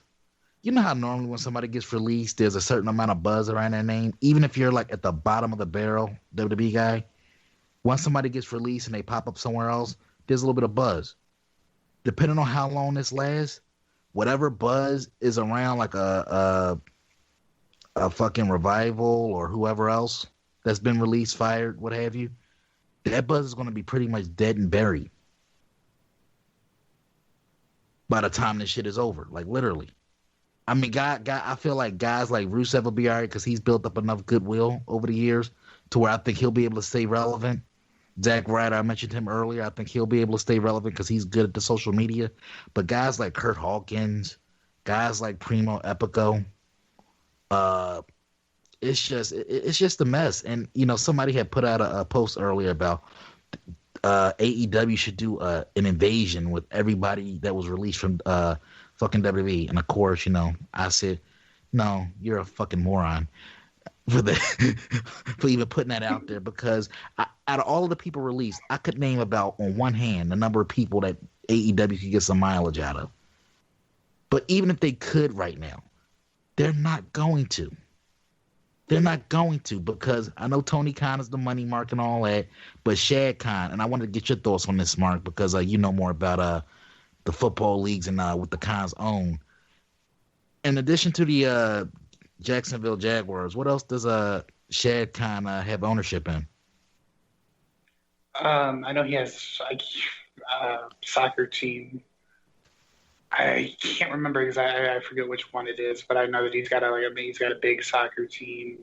He's got another sporting franchise that I'm having trouble remembering. But yeah, he's doing very wide scale business, and he's in charge of a couple of different organizations that have quite a few people under their employ. So, I think what you're getting at, to kind of accentuate your point, is to add a whole bunch of other people that may be worth not a significant value when he's already having to worry about keeping the people that are already under the roster of just, let alone all the other companies that he has his fingers, the other pies that he has his fingers in.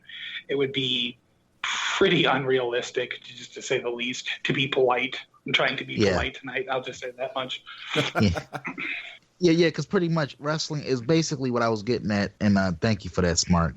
Basically, wrestling is low priority right now.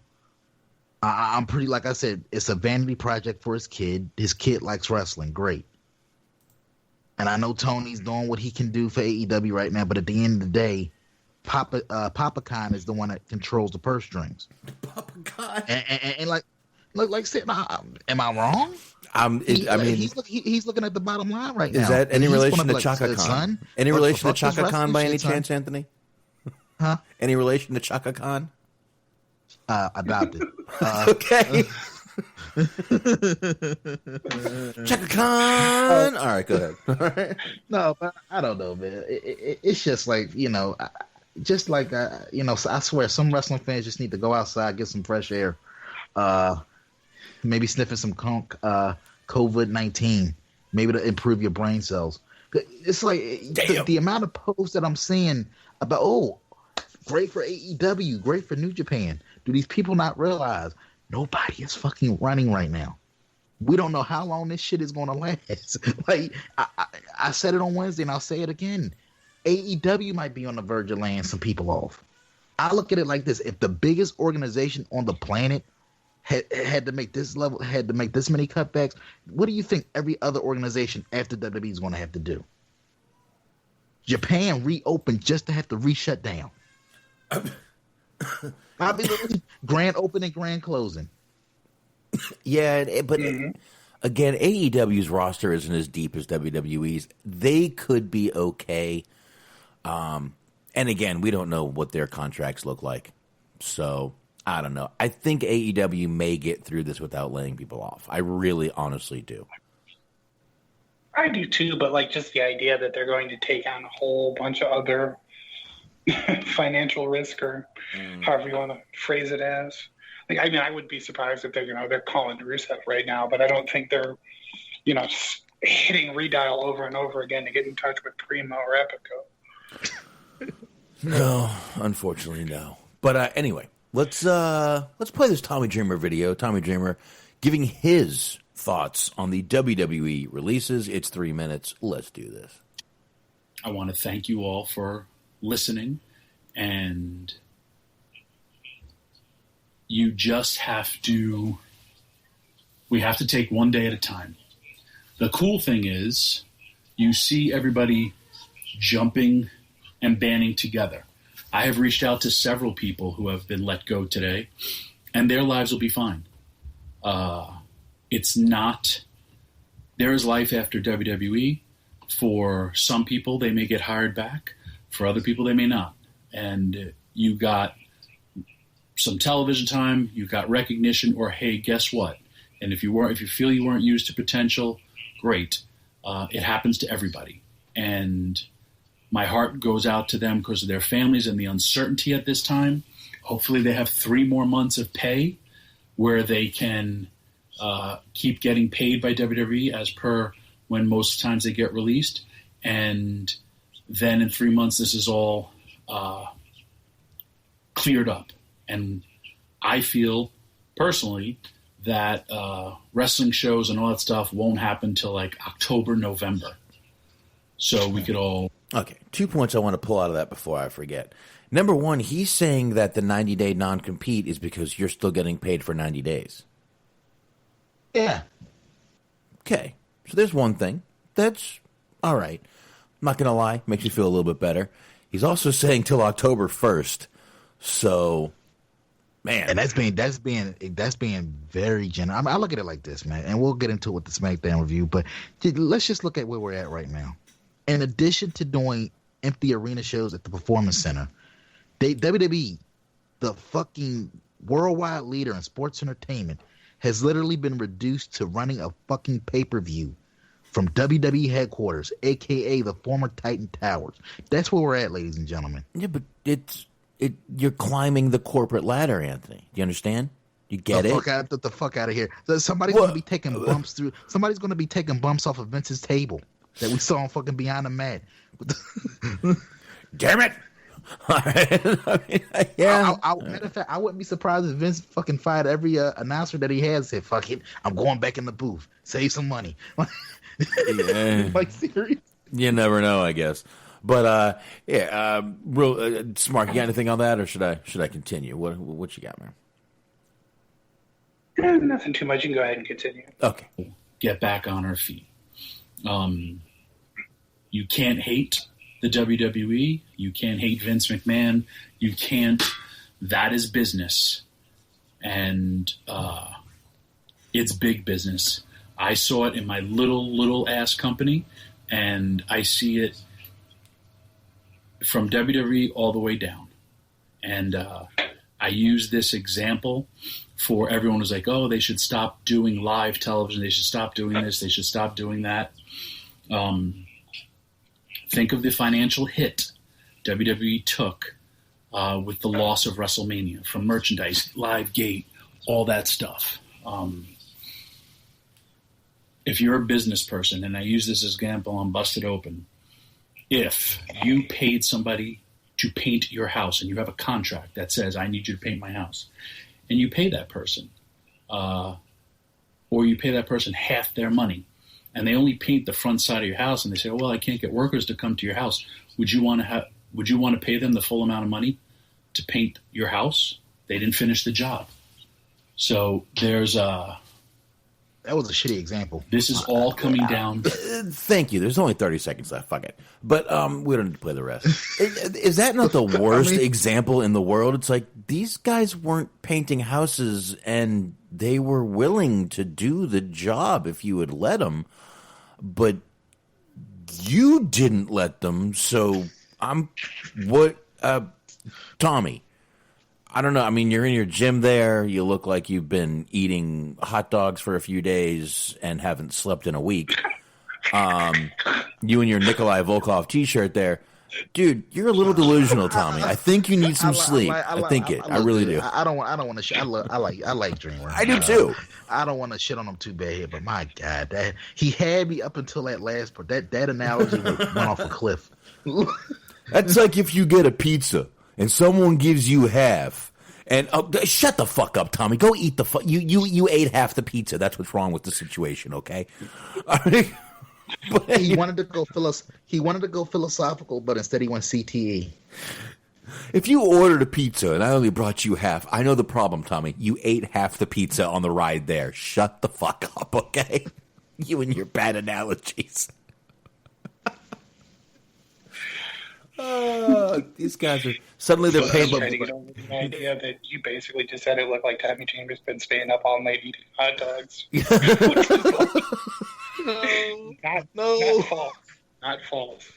No, but remember that tweet? Remember when the fucking legit Oreo tweeted back at Tommy because he was going to do like an Oreo challenge, like I think it was some marshmallow Oreos or some shit. Oh.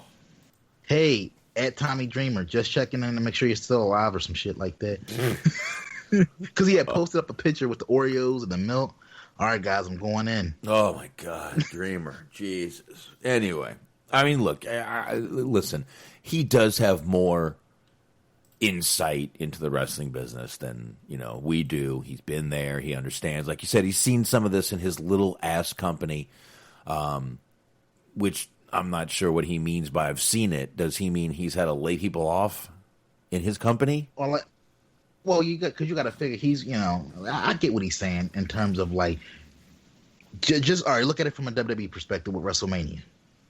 Okay, they took a big, even though WrestleMania still ran technically, they still operated WrestleMania still ran at a loss. So in other words, even though it was a limited crew, limited staff, closed set, all of that shit, Vince still had to pay the camera people that showed up, still had to pay the announcers, still had to pay the people to set up, still had to pay the wrestlers. But where at the same time, no money is being generated from concessions. No money's being generated from merchandise. No money's being generated from the gate. That's basically money that's coming out of Vince's pocket that for the time being, he won't get a return on. That's not these guys' fault. But you get what I'm saying, though. I do. But again, it's just a really shitty time to do something like this. And again, I can see the business side. I can see Dreamer's side. You guys should do a show together.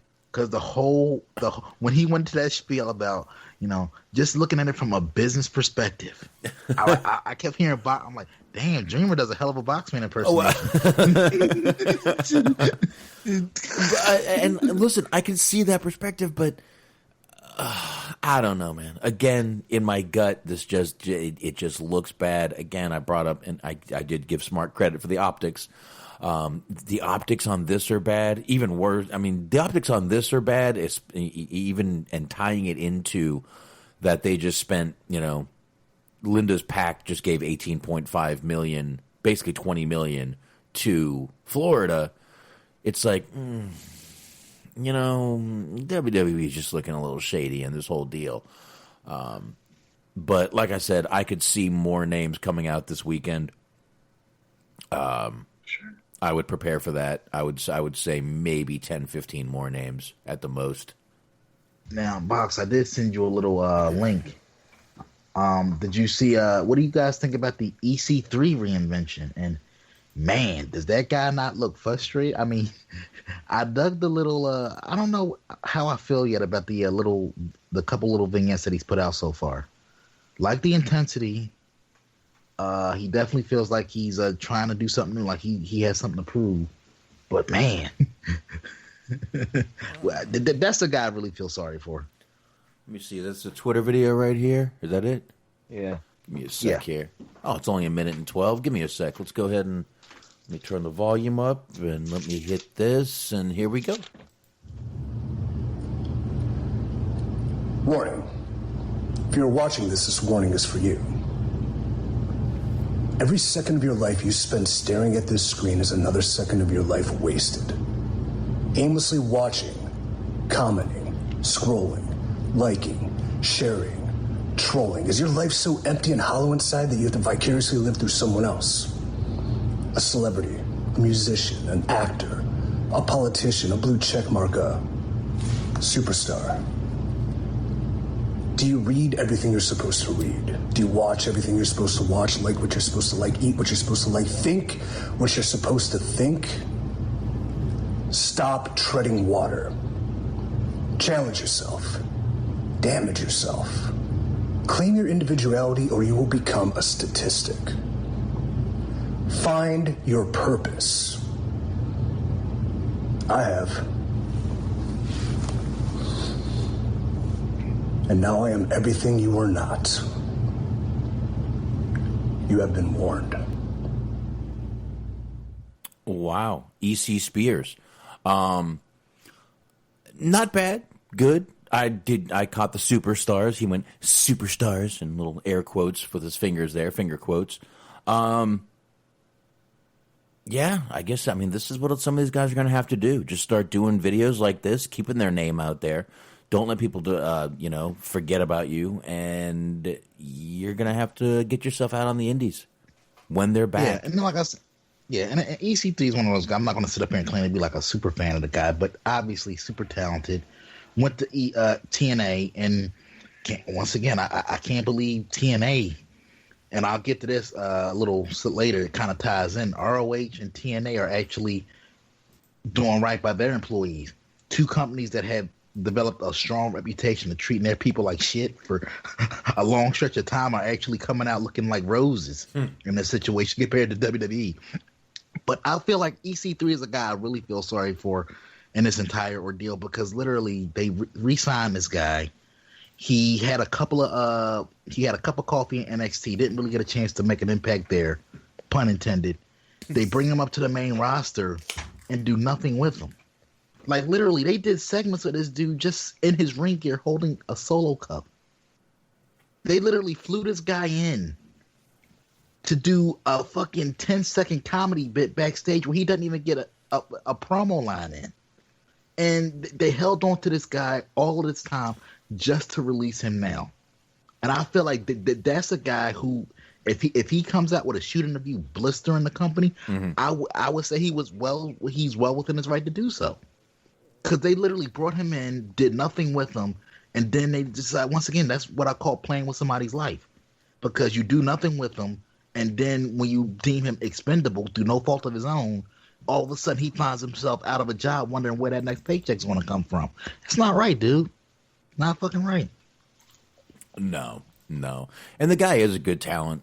He really is. He really did reinvent himself after WWE or NXT, really, let him go.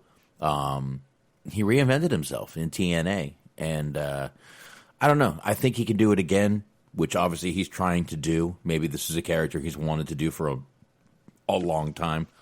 I got to be honest with you. I could see an AEW picking up him. He seems like more their type than a lot of guys, to be honest with you. He does. So I could see them picking him up, especially doing all this social media talk.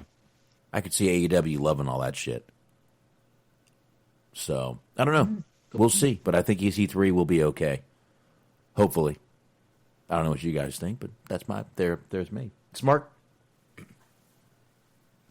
I will say that I found it kind of surprising because I kind of understood the first time why it didn't work out, but the second time it seemed like he had completely dedicated himself to becoming everything that they wanted, or everything that they say that they want.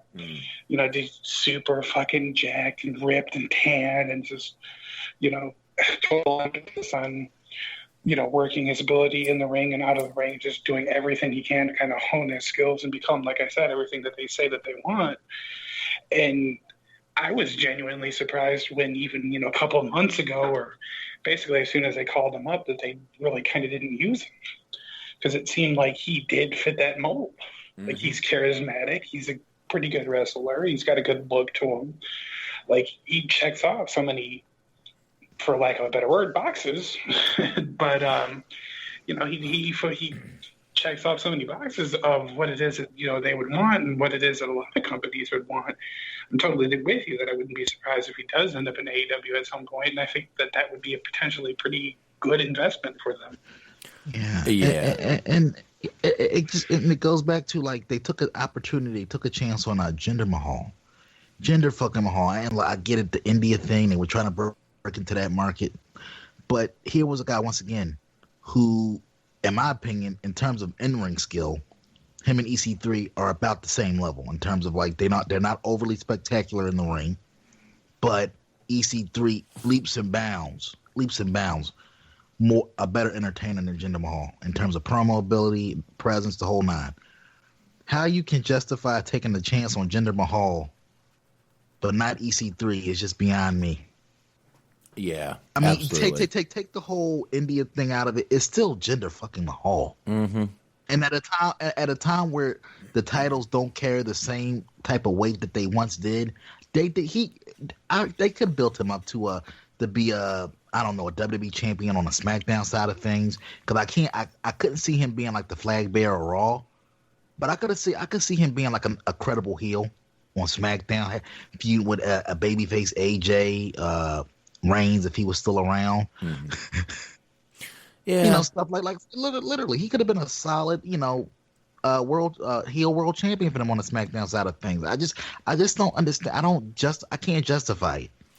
No, because even if he was on top in TNA, and if you want to use that as an excuse, well, he made a name for himself in TNA. Mind you, he was on top of TNA during that worst period where they literally were like, he was literally like the best thing they had going. Yeah. So it wasn't like he was on top when TNA was the toast of the internet or anything like that. He was like a so what's a good way of putting it?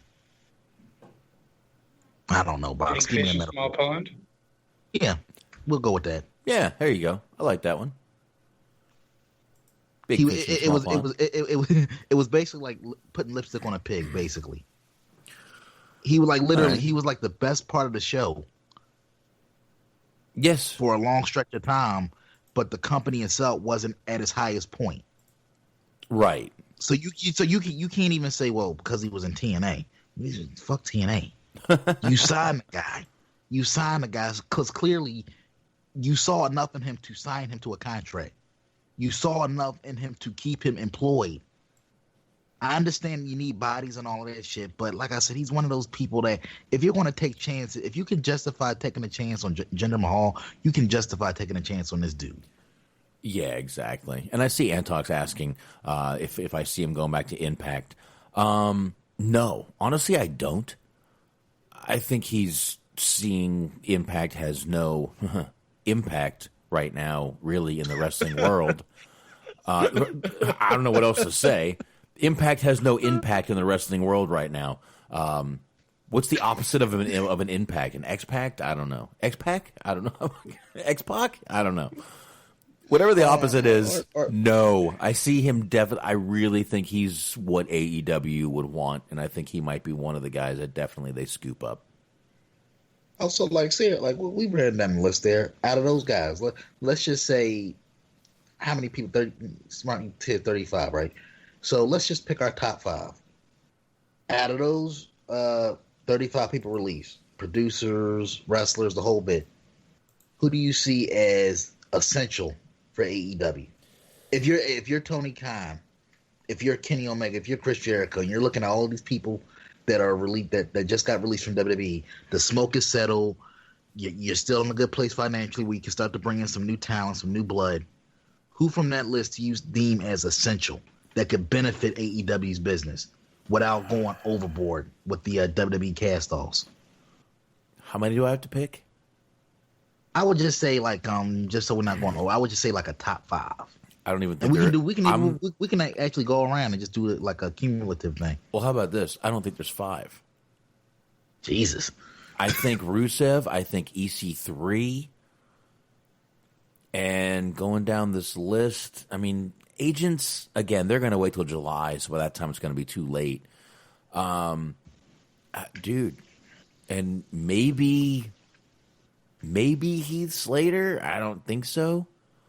But I mean, there's only literally a few people that I think that AEW should pick up. Maybe a Leo Rush if you had. If I got to pick 5, I'll go Rusev, EC3, Leo Rush. I've seen a lot of those indie guys really, really praise Brian Myers, a.k.a. Kurt Hawkins. Maybe he's one of them. Nah, and I would. I the said first maybe. two you picked, I'm on point with. I would say for the last two, for me, I would go Slater and Ryder. Yeah, Slater's my 5th. I mean, again, if I had to pick 5, that's it right there. I don't see Ryder. I don't think so. Oh, no. Did you guys see the tweet? No. That Cody put out? Oh, no. I don't have my phone in front of me. Go on his Twitter. So basically, he had tweeted a picture of Ryder when he won the IC title at WrestleMania. And he basically praised the fuck out of him, like, nobody works hard, And he said he expected it to be bitter. He expected to be bitter, and he was talking about when they were in WWE at the time, because this was WrestleMania 32, so this wasn't too terribly long before he actually ended up leaving the company. And that moment when he's looking at Ryder on that ladder, he felt like he should have felt bitter at the time because he was on his way out. He wasn't really happy with his position. And he's seeing Ryder get his moment. He's in the ring with his dad, and he had just lost his dad like a year before, and a lot of things going on through his mind. But he said, "You know what? The guy deserves it. He works hard. He's one of he gave like this rah-rah speech about he's first one there, last one to leave. Nobody loves wrestling more than Ryder. Blah blah blah." Oh, Taz and Cody both retweeted the T-shirt for Zack Ryder coming out. Yeah, so those guys are tight. So I say it all to say that I see him as, when the smoke clears, he'll definitely have a job in AEW. I didn't see, and I see that right now where he's got the thing where he won the title, little GIF out there. I see that right now. So maybe he will. Maybe he will. It'd be great for him if he did. Yeah, but my whole thing is like. I say it pick 5 because here clearly AEW is going to pick up some of these people, but I feel like at this point in time you have to be extremely selective if you're going to pick up people, because first off, you don't want to go down the TNA rabbit hole of bringing in a bunch of guys and it's going to be rinse, wash, repeat with the same goddamn promo. I don't need this. We don't need to hear 35 different WWE ain't shit promos. I mean, like. I feel like out of those people that got released, the only really essential ones that I would have to say, would be Rusev and Ryder, only because I feel like those are the two that would come in with a chip on their shoulder. Because those are the two that, out of everybody on that list, all due respect, the company went out of their way to shit on repeatedly. For years upon years upon years upon years. Even if you're not the biggest Zack Ryder fan, you think he was overhyped, overblown. This was a guy who literally was on the verge of being released, and he organically got himself over. Organically, was selling merchandise. He had arena after arena after arena, going crazy for the dude. I remember going to shows around the time when he was over 2011, 2012. He was like literally one of the most over guys on the show, and he wouldn't even be there at the time. Or he would be backstage, but for whatever reason, they wouldn't utilize him. Right. They utilized him in a dark segment, but they wouldn't take advantage of the reaction he would get on a live show out of spite. And I feel like those are the two guys, if they go into AEW, they would go in there with a chip on their shoulder with something to prove. Like, see, motherfucker, if you give me a chance, I can do this. He even after they shit on him for all them years, he still stayed dedicated to the job. Got himself fucking in incredible shape.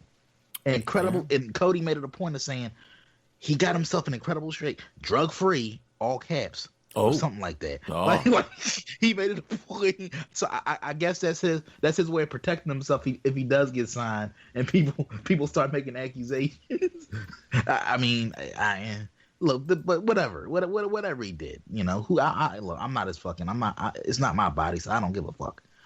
Do what you want, as long as you're not hurting nobody else. But the point is, this is a guy who worked hard for that company. A lot of people work hard, but Zack Ryder seems like one of those guys that literally went the extra mile. He literally would have stepped in front of a bullet for Vince if he had to. That's how loyal he was to that company. Yeah. I totally agree. I mean, like I said, the guy has always said that they're going to have to fire me. I will never quit WWE. I'll never leave. I'll never ask for my release. So, Smark, what are your? You got 5 out of that list? I do have 5. Okay. Probably not too terribly different, but with one exception. I'm also going to go ahead and go with Rusev on that. I'd go EC3. Not that I'm a super big fan of either one, but I'd go Gallows and Anderson just because of the history that they have with the Young Bucks, Cody, and all that shit. And plus, Gallows, when left to his own devices, he's actually pretty charismatic. Carl Anderson, I've just never really seen anything in at all, but when Gallows has fun, he can be pretty entertaining. And then number 5, I would go, again, not that I'm a big fan of really either one, but just kick the tires on either Sarah Logan or Deonna Purrazzo, because they need women, they need depth in the women's division. So it wouldn't hurt to give either one a try and just see if anything sticks. Deonna Purrazzo, I would actually, Sarah Logan, and it's nothing even against her personally, but I just haven't seen enough of her. Exactly. Yeah. Even in NXT, what could you say that she really did? They just never really gave her a chance to kind of showcase. I'm not saying that I know anything that anybody else doesn't, that she's some secretly great talent, but kick the tires. Yeah, but Deonna Purrazzo, just from the limited, time that I've seen her, just doing squashes on Raw and shit, NXT, she has a certain something about. I can't really put my finger on it. Wish I could, but she has I don't know. She has a certain charisma about her. I like the way she carries herself. She kind of carries herself as a star, even though she's going in there as a piece of meat. She still kind of carries herself like she's the shit. And they kind of gave her some spotlight moments. They put her in there with Charlotte. They put her in there with some key people, and they're not going to put anybody in there with Charlotte if they don't think they can hold up their end, even in a squash situation. So I feel like I feel like she would be more valuable to AEW's women's roster than Sarah Logan at this point, just because, not that she's necessarily terrible in the ring, but she doesn't seem to have any discernible characteristics about her that makes her stand out. Yeah, I don't know. Anthony, did you gave your 5, right? No, well, I kind of piggybacked off of yours, but just off the top, I would just say Rusev. I'm going Ryder. I think I kind of put that out there earlier. Heath Slater, just because I feel like, man, Heath Slater is a valuable asset to anybody's roster. Like I said, not necessarily like a main event guy, but somebody that you can plug in any role and he'll give you gold every time. Right. Let me see. Let me see. I said Rusev. I said Ryder. I said Slater.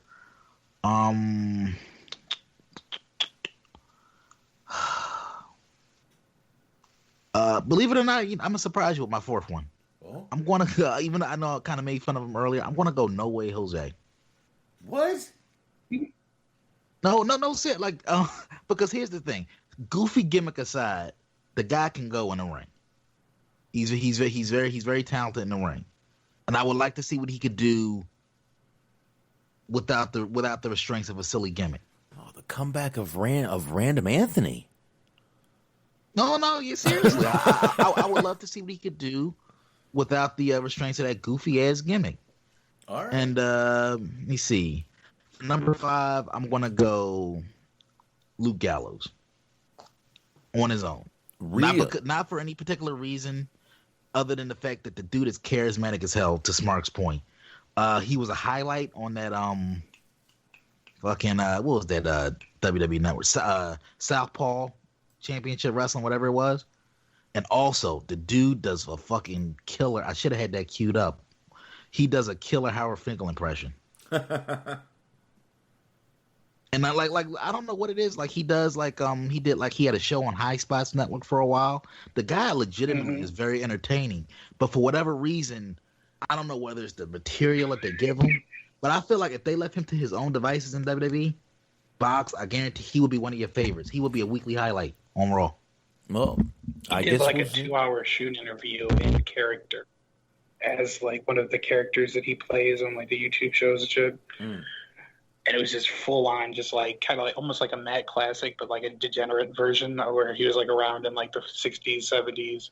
He talks about like doing drugs like the honky tonk man and shit like that. It's pretty funny. Jesus. My man. All right. So I guess we gave our 5. I think we can wrap up the release talk on that note. And I guess we can just move on a little bit to trying to see if I have any other news. The only other real news I have ties into NXT. Roman Reigns revealed that him and his wife are expecting twins. Roman's going to have be a father of 5. I got that one. Oh, well, you brought them up. Let's kind of talk about that news. Remember that link I sent you earlier about the apparently there's an edict that has been put out by Meltzer, Davey Boy, about Roman Reigns being persona non grata in terms of having his name mentioned on the air until further notice, which, man, I don't know how I feel about that one, man, because I get it. If he's not going to be around during this situation, you don't want to necessarily draw attention to it, but you kind of are drawing attention to the situation if you kind of give it the Benoit treatment of don't mention Roman Reigns. It just seems like bizarre. Like, what do you guys think about that? Do you think this is some kind of like some low key resentment on the company's part, or do you think that they just genuinely don't want to draw attention to the fact that he doesn't want to be around because there's a chance he could potentially catch some shit? Well, I mean, I think they don't even want to draw the attention that there's a pandemic going on. They won't mention the name of they won't even mention it. That there's a virus. They won't even mention it. So I think they're just trying to keep his name from being mentioned, just to forget about everything, move on. Let's see what we get.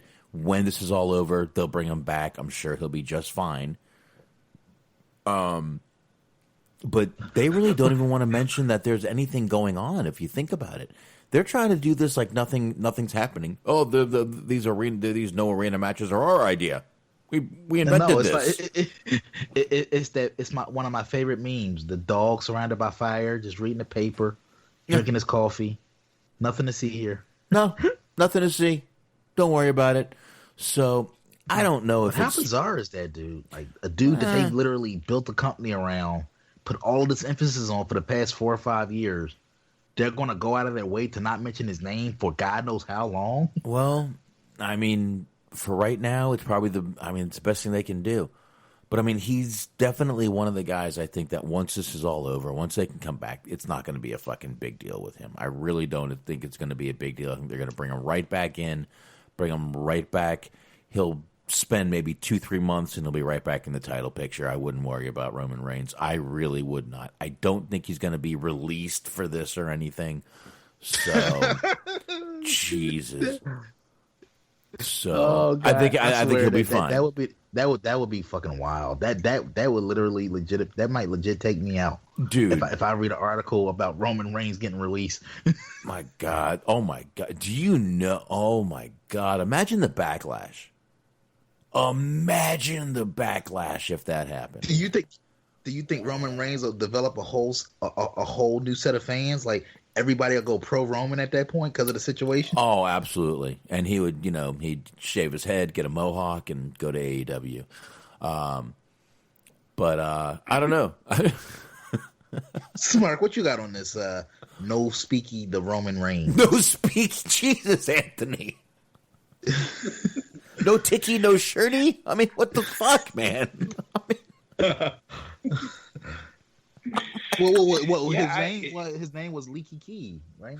His name was Leaky Key at once. That was a little tribute. You're reaching. Throwback. No, you're reaching at this point, my man. You're reaching now. Go ahead, Smart, please. You know what, Smart? Go ahead. I'll be back in a second. I gotta pee. Go ahead. I was going to lay out and let that play out for as long as it needed to.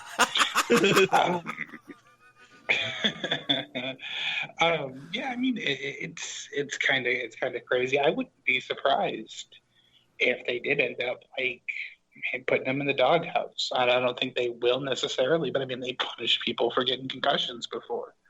Like, they're just that company. But I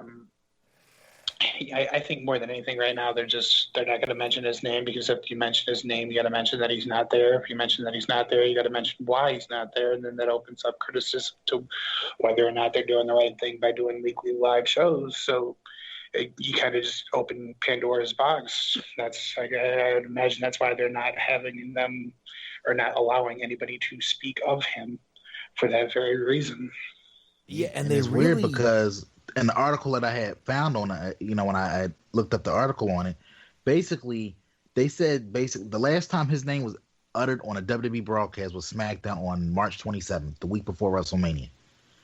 And literally, we talked about it on the show. They literally advertised him versus Goldberg down to the wire. And then on a go-home show at SmackDown, they basically, with no explanation, no rhyme or reason, Braun Strowman versus Goldberg. They didn't even do an angle to set it up. They just, Braun Strowman versus Goldberg. They had built up Reigns and Goldberg for 2 months. Did the contract sign? Mm-hmm. And I get it, people that, pay attention to what's really going on knows why he isn't there.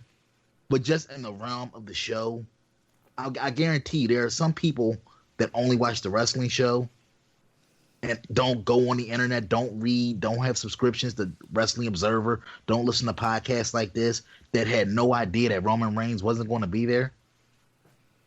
And I that's why I feel like above all else, they should have gone out. They should have put something out, some type of segment, some type of statement that Roman Reigns wasn't going to be in a main event. Yeah, but you know what, man? Honestly, with all this shit going down right now, and a pregnant wife at home, I don't know if he just found that out, or if maybe that was one of his excuses he knew a couple of maybe a month ago that no one else knew about. Yeah, we know those spears are connected, huh? Yeah, I mean, pregnant with twins. So, and by the way, if you saw his wife, I'm surprised she doesn't have 8 or 9 kids at this point. But Jesus, that woman! Wow, yeah, no wonder he does that in the middle of the fucking ring. She is put together, man. Jesus Christ, his wife is gorgeous. But I mean, seriously, man, he can't risk anything right now, anything, especially with a pregnant wife. Like I said, maybe that's information that he knew that he conveyed to WWE that didn't get out there, of course, because WWE would have held that. But, I mean, if WWE punishes him because he did this, holy shit, I will become a Roman Reigns fan for that. How's that? Because I will think that is the shittiest thing in the world. As shitty as this company has already looked just this week, I just can't even imagine how I would feel if they started punishing this guy. I mean, if this guy's going in fucking, the jobber matches when he comes back, I will not be a happy camper, man. I mean, but they put out these statements, but to Smark's point earlier, this is a very vindictive company. The famous story about the Iraq trip, with RVD, Vince said it's voluntary. Well, Rob said, okay, cool, I don't want to go. Well, Rob, I know I said it's voluntary, but it's not that kind of voluntary, pal. You know what I mean? He meant involuntary. And then, yeah.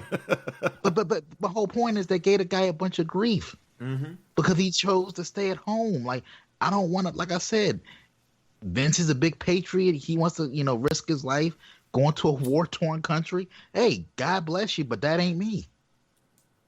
And like, this is a company that, once again, not to get too dark, but the Owen Hart thing, they scraped the body off the mat, kept the show going. Dolph Ziggler, he literally got concussed in the match, not his fault, and that's when his career took a nosedive.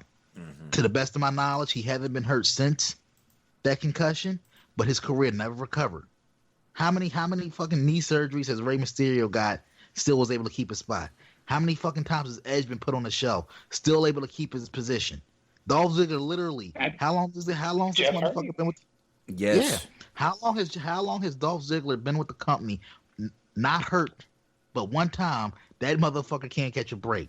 Jeff Hardy, like I said, if they literally stuck to their wellness policy to the letter, this motherfucker should have been fired at least about 4 or 5 times by now.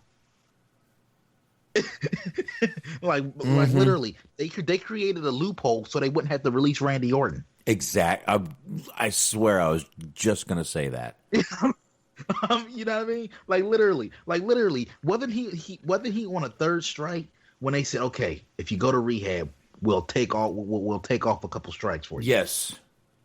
Like literally, they created that whole loophole because they didn't want to fire the dude. So Box. I mean, look, I know, you know, Roman Reigns is, you know, chosen one. They pushed him down our throats for years upon years, but never put it past Vince McMahon's petty. Never put it past Vince to be the ultimate petty, not to hold a grudge, not to be vindictive. I'm sure too he baby-faced him to his face like, pal, I understand. You got the wife, you got the kids at home. No. This is a motherfucker that literally took the IC title off of Ricky Steamboat 2 months after he won it because he wanted to gasp, go home, and be there for the birth of his kid. He chose his kid being born over the Intercontinental title, and Vince couldn't understand why. Well, listen, that's like the most scumbag thing you can do right there. I mean, you know, listen. Can you not control the kid not being born till after we get this thing over with? I mean, my God. Oh, Vince, you're a crazy, crazy old fuddy-duddy. And you were a crazy old fuddy-duddy when you were a young old fuddy-duddy. But I know. But we can make a friendly bet on it. I guarantee you when the time is right for him to come back, he's going to... I can see Reigns, as surprising as it is. I'm not going to say he's going to get a full-on burial. Like he's not going to be he's not going to be reduced to fucking wrestling on main event or whatever the fuck. But I guarantee you, they're going to make that dude eat some humble pie. They're going to make him eat a couple shit sandwiches. Then I will proceed to shit on WWE for it. But we'll get to that point when we get to it right there. Trying to think. I really have nothing else until I guess we can get into the reviews. You guys wanted to start with NXT or SmackDown? We can get into NXT a little bit. All right. I enjoyed NXT this week overall because I know we don't have to do really match by match. No, and it was a good show, but man, like just the lack of a crowd, just. I know, man. There's really it was worse because this was a darkened arena too. Yeah, there's only a couple things I want to bring up on the show, but you guys go ahead and do that real quick while I go take a piss. Cool. So, Smart, did you watch NXT this week? I mean, I will say, I hate to say this right now because you just had to fill time, but I actually hadn't gotten around to checking it out just yet. Not really because of laziness, like the last 2 or 3 weeks that I've skipped out on NXT was for, but it's been a little bit more complicated this time about. But I hadn't gotten around to seeing it just yet. I am curious, what was on the docket for this week? What was the show looking like this week? What was the card? Well, basically, they did. The main event was a tag title match. It was Roderick Strong and Bobby Fish challenging Matt Riddle and Timothy Thatcher because Pete Dunne, obviously because of everything that's going on, is stuck in the UK. So he wasn't there to defend the titles. I'm trying to think what else. Finn Balor. Smart, help me out. What are the dudes in Imperium? I know Walter. Yeah. They basically doing the deal. He's basically running through the Imperium guys to get the Walter. Okay. Yeah, so they're starting up a program with them.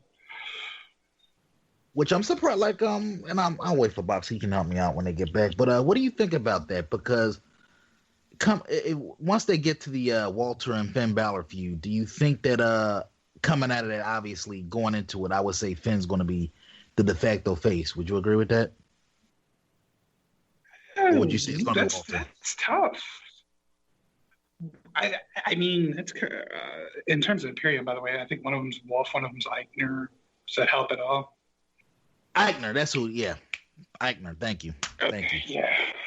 So him and Balor Eichner had a fucking fantastic match.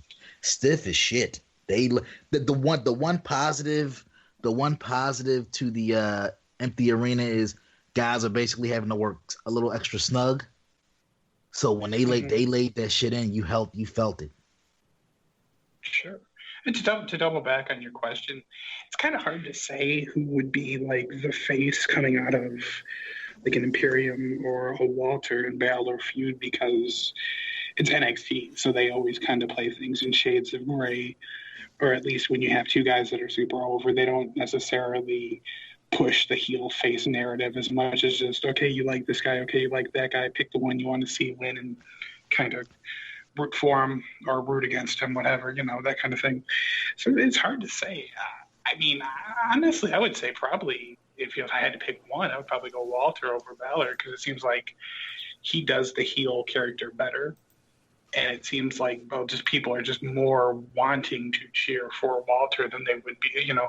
A lot of people are willing to play along with Balor's heel turn, and then people are really wanting to chant for Walter, though. So I feel like that's probably going to keep the status quo going there. Yeah, and the only reason I didn't really it wasn't some deep seated reason why I picked Balor to be the face, other than the fact that the numbers game. It's literally like, it's almost like a Dusty versus the Horseman type of thing, where the primary feud was Dusty and Flair, but Dusty had to kind of like run the gamut of the he had to run through the Horseman to get the Flair, and that's how they're kind of doing this storyline with Finn Balor and Imperium. Okay, I could see that.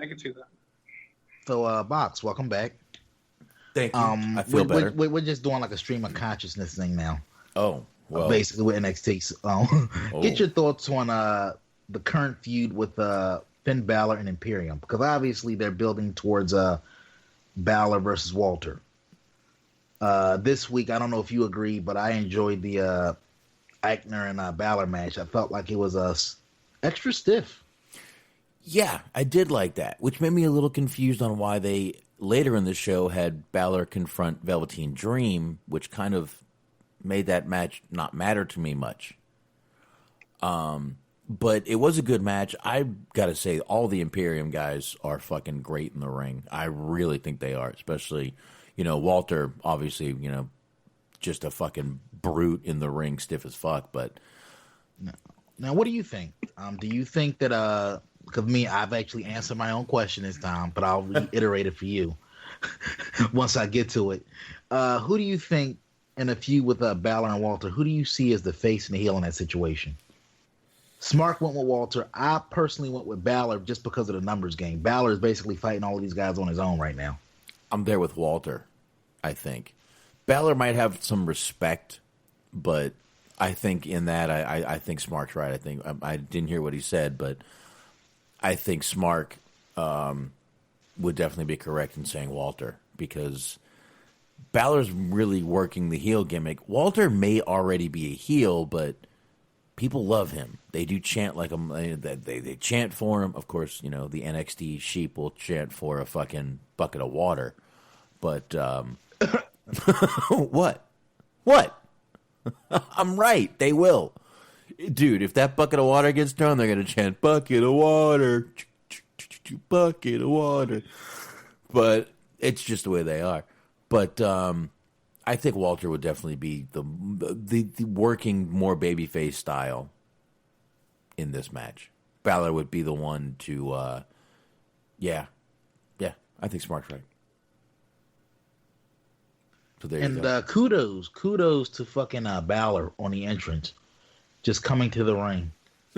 Even though I'll be honest, I thought it would have been hilarious if they still had him doing the arm gimmick with the lights and shit, playing to nobody. That would have been fucking golden. That would have been like a Botchamania moment for me. But kudos to Balor saying, you know what, fuck that. I'm just going to come to the ring looking like a badass. Yeah, it was good. But like I said, all those guys in Imperium are really good in the ring. All four of them. So, but again, I know Walter is definitely the heel. I mean, obviously, but I really think he'd work more babyface style in this match. Balor's just working to be that heel, and I think that's what they want to stick with. And as far as to your point about the Dream, I was a little. I didn't necessarily think it took away from the Balor Imperium issues, but I did think it was kind of random that they threw it out there like they're going to have a match next week. Because I feel like they're obviously teasing the issue. They're building the issue with Dream and Cole, which, by the way, I feel like I'm starting to get the sense that we're going to see Dream be the one to take the belt to go in a different direction a little bit. I feel like Balor and Dream over that NXT title is like a takeover match. So I'm surprised they're kind of giving it away next week. But I guess, given the state of affairs, they're like, we don't know when things are going to be normal again, so we might as well like try to pop a decent rating out of this thing. Right. But yeah, my only main criticism of it is it came out of nowhere. Like literally, Dream made an offhand comment, and next thing you know, Balor's there. Keep my name out your mouth. Dream throws out a challenge. Balor more or less silently accepts because the match is basically official for next week. And there you go. I feel like next week it'll be if I had to guess, it would be a non-finish. To kind of keep both guys strong, because I feel like right now neither guy needs to be taking a loss. Yeah.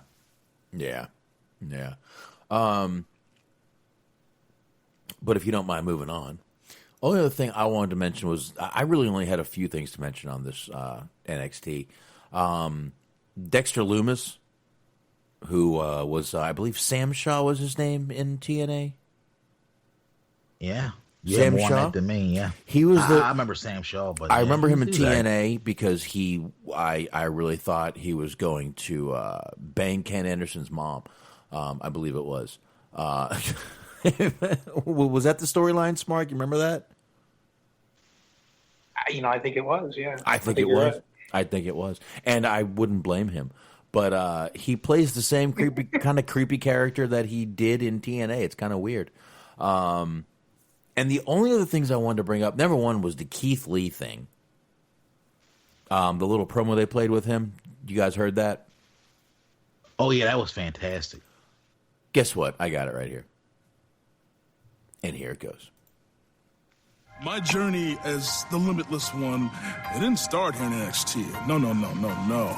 It started about 30 years ago. At the oh-so-tender age of 5, my grandmother, Mary Golden, introduced me to this sport.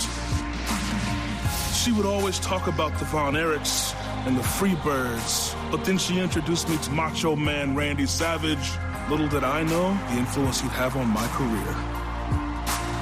20 years old, made the decision to pursue this thing.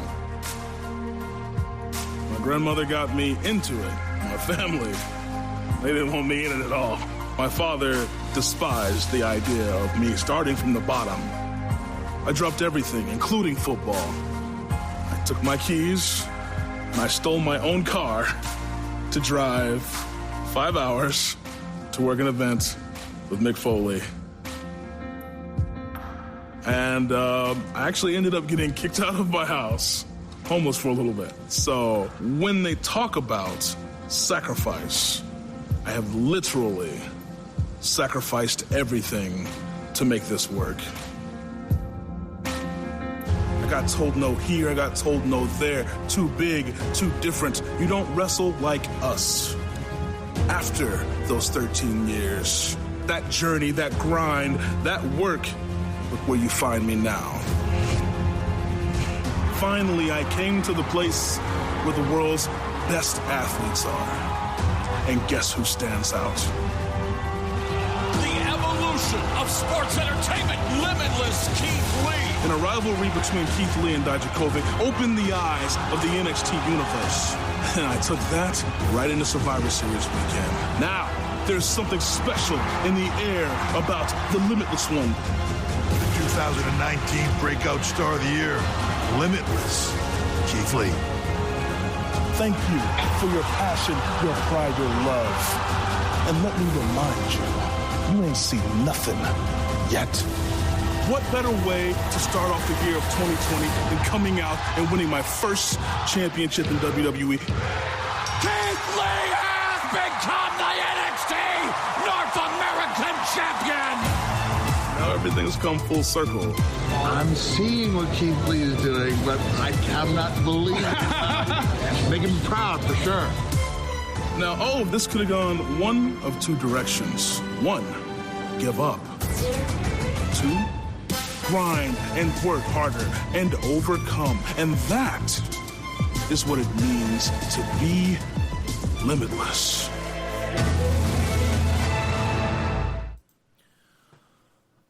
I'm expected to hear Creed in the background. My sacrifice. Remember that shit? Remember that? Can you take me? But yeah, great video though. And again, it was cool to. I mean, I didn't know that whole thing about him being homeless and this and that and all that stuff, but cool little video from him right there, man.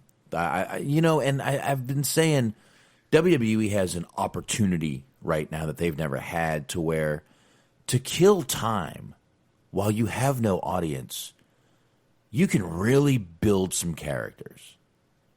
Hell yeah. Like, and that's what got people over back in the day. Like, and especially now, they have even more of an incentive with the fucking bloodletting this week. Mm-hmm. Where not like I said, you don't want to see people out of work, but at the same time, with all of the people that they're releasing, that means they can actually give more attention to people. And I actually do like these little personality profiles. Like, hell, a guy like Ricochet, who we kind of like endlessly shit on. I feel like if they do one of these type of video packages on him, it would do wonders for him. You know, get a little bit into his background. You know, was he a wrestling fan growing up? Did somebody get him into it? You know, his journey to WWE. Like, make him relatable. Beyond, like make him relatable. Yeah, why did he finger his asshole on video? For some reason, I think that'll be on the cutting room floor. That'll be on the deleted scenes that we'll never see. that'll be locked away in the archives. Like, this is never going to see the light of day. I love that commercial where he's doing the flip off the ropes and they show him in slow motion, and you're like, yeah, that probably wasn't the best, kind of light to show him in right there. But it's just it's Ricochet, great one to do a video on. But they do have opportunities here that if anybody could talk about how important it is to wash your hands right now.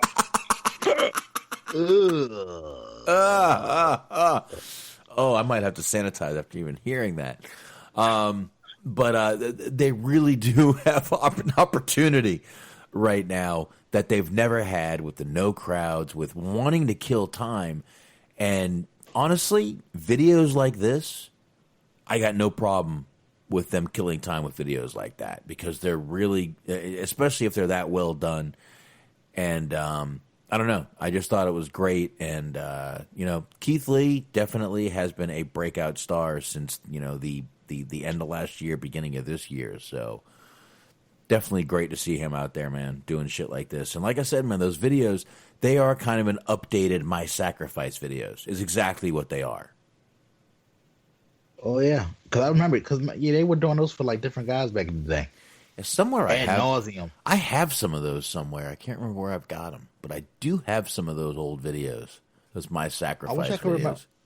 I wish I could remember the name of the song. Remember when they did, and this is when they were. This is going back. This is when they were still WWF. Mm-hmm. Remember when they did like that Through the Years video? Yeah, I don't remember the song. I can help you out. Lonely Road of Faith. What was that? Lonely Road of Faith by Kid Rock. Yes. When they're doing the montage, yeah. Yeah, it basically was like from the 70s up until like 2001 or something like that. 2001, 2002. Yeah, that's right. They love them some Kid Rock. But I'm not even a big time Kid Rock fan, but damn, that song and fucking Kid Cash's ECW theme, badass. Yeah, definitely. What else going on? The only other thing I wanted to bring up. The only other thing I obviously wanted to bring up was the Ciampa thing. Yes, he did sit there.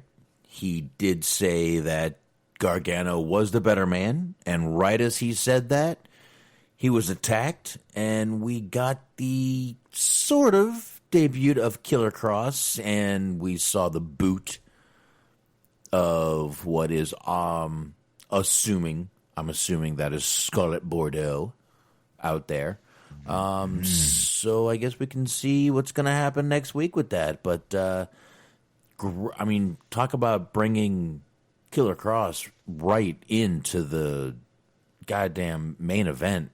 I mean, that was fantastic. I mean, honestly, I don't know about you, because I didn't read any spoilers. I don't know if any spoilers were out there, but that legitimately shocked me. I was like, "Oh shit!"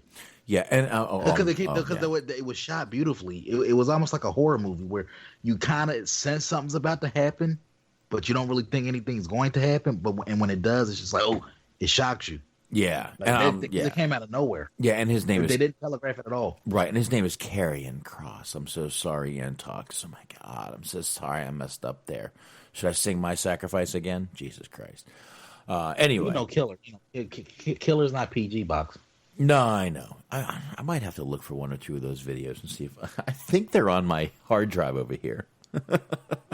So no, but no, it was a great debut, and it's a nice transition because obviously, as great as the Gargano Ciampa feud was, it was time to move on. Even though I wish they could have ended on a little bit of a better note, a more decisive note, so to speak. But yeah, it was time to move on, and I'm very intrigued about where they're going to go with Ciampa and Cross. I feel like they can do some good things. Yeah, what'd you think about that, Smart? Oh, Smart. It's very interesting. Yeah, I will admit that I didn't see this segment. I'm going to definitely go back and check it out now. Oh, okay. I'm very intrigued, but just in terms of the prospect of them feuding, like that is one of the highest profile feuds you can get right out of the gate. I think that says a lot about what they think about him. So that's really good sign. Yeah, definitely. And it's funny when I did the because I DVR'd NXT. But I had it cut off before this part. I had to actually go to Hulu to watch this part. So it is on the Hulu version if you, by any chance, want to check out the Hulu version. So there you go right there. And the only other thing I wanted to mention on NXT was the Matt Riddle and Timothy Thatcher is now the interim. Timothy Thatcher reminds me of if my uncle decided to go in and just have a wrestling match. No, damn that box. Can you pull up the his ring entrance? Because fucking Tom Phillips on commentary. I don't know whether you call him like the meanest son of a bitch. Like he's a son of a bitch you don't want to mess with. I don't have it here. You gotta find that, bro. like Tom Phillips, fucking milquetoast my no pressure. Antox, do your job. No, I can feel Tom real quick. But as a match, though, I enjoyed it. I did. I thought it was a solid match. No, you know what it is, and I say that because actually Timothy Thatcher reminds me of my uncle. My uncle Scott, that lives in North Carolina. He reminds me of my one of my dad's brothers. He really does. Like I look at him and I'm like, holy shit, that's my Uncle Scott right there. So it's just weird. To me, I watched that match and I'm like, this looks like my uncle decided to start wrestling. Yeah, it was, but I did like how they had done obviously via tape. I don't know if it was live or if it was just like a pre-recorded deal. Unfortunately, due to current circumstances, I can't be there tonight. That's WWE. That's WWE code for yeah, some shit is going on. So, Box, they do acknowledge it. That their code for coronavirus is due to current world events, due to current circumstances. Yeah, we're in a performance center. again, they're dodging it, dude. It's dodging. It's not code. It's dodging. Say it for what it is, Anthony. Come on. The fucking dodging. Dude, I'm telling you, they're doing the classic magic trick. You look in this hand while this hand is slapping the shit out of you. That's what you do. But that's really all I've got on NXT. I really have no more, unless you guys do. For me, no, we hit all of the high points. I did kind of get a laugh out of the Charlotte Flair little vignette they did running down her history, and I only brought that up to say that I'm cautiously optimistic because I know a lot of people are like split on the decision to put the title on her and not keep it on Rhea Ripley, but if you look at Charlotte, I feel like she's done everything that there is to do for the time being on the main roster. Mm-hmm. You know what I mean? They really, that video package pretty much highlighted. I beat all the horsewomen. I beat Becky. I beat Bayley. I beat Sasha. She's beaten she tapped out Asuka. She's had every type of opponent that she possibly can have on either Raw or SmackDown. So the next logical step is to put her on NXT where she at least has a new batch of people to work with. Well, Anthony, with the intention of hopefully bringing them up. And I'm glad you brought that up, Anthony, because that actually was going to bring me into my next topic right there, which was we've been bringing up Charlotte, and you've asked why, why did she win it? Why do you guys think? Why do you think? And according to Dave Meltzer, he says Charlotte Flair reportedly defeated Rhea Ripley for the NXT Women's title on Night 2 of WrestleMania 36 because WWE wants her on NXT to help with the Wednesday Night War with AEW. Again, according to Dave Meltzer. Pillow fight. According to Dave Meltzer. Pillow fight. Uh-huh. It was noted that WWE wants Flair on NXT to help win Wednesday nights, and that is a part of their new strategy. Now, with that being said, they have won the last 2 weeks. Barely, but they have. I'm actually glad you brought that up. I mean, because we can kind of transition out of NXT. I wanted to bring up the ratings thing, so thank you for giving me that reminder. In terms of the ratings, I'm glad you brought that up because do you think that we're at the point now where we can honestly put to bed this notion that there's any type of a war with these ratings? Because at this point, I feel like both brands, but more so AEW, is probably being exposed for the fact that there's just a severe lack of interest in wrestling right now. Mm-hmm. When it comes to like the casuals, the filthy casuals. Now, as much as I personally enjoyed the Jake Hager and Moxley match, you'd have to be a goddamn fool to think that Jack Swagger wrestling for damn near 40 minutes was going to pop a number.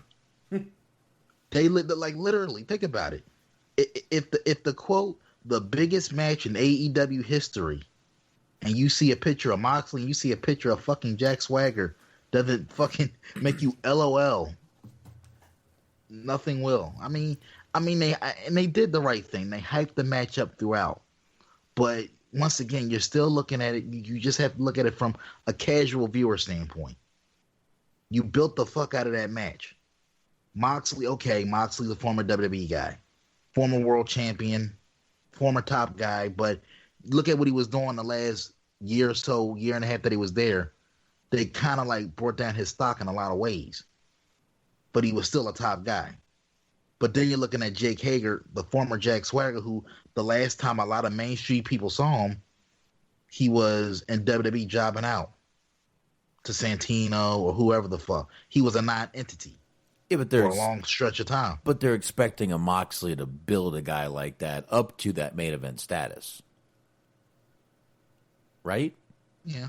Yes, they are. But I guess what I chalk it up to like a failed experiment. I mean, I feel like they went about it the right way, but I chalked it up to a failed experiment because it just goes to show that you can't just put somebody in that type of a situation and expect people to go, okay, and come in droves.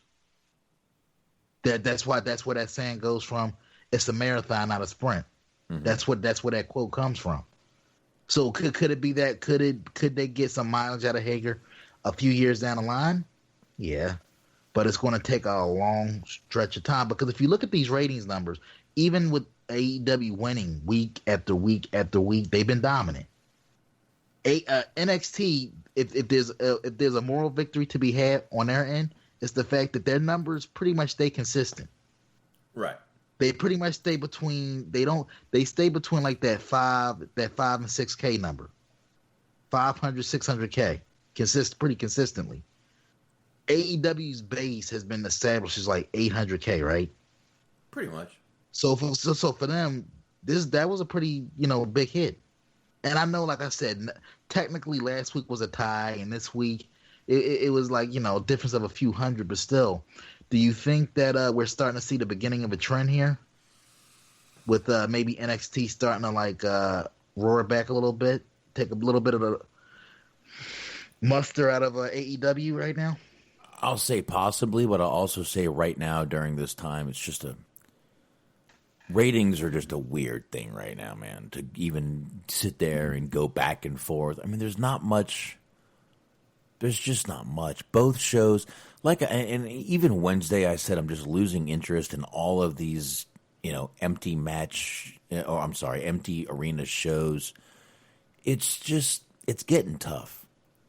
And AEW, they're doing much better, but their star power, unfortunately, is not NXT star power.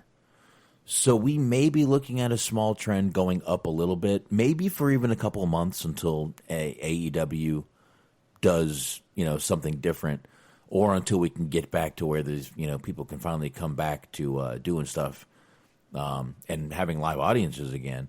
But it's just, I don't know, man. There's so many variables right now when it comes to the ratings that I don't even. It's really just a strange thing to bring up because, I mean, everyone's home, so you'd figure the ratings would be really higher, but they're not. They're kind of sticking to the same thing every now and then. And NXT, this is their fourth week of winning total, I think, out of since AEW started. And maybe it might be a small shift, but if it's within, a couple of thousand here and there, is that really a win?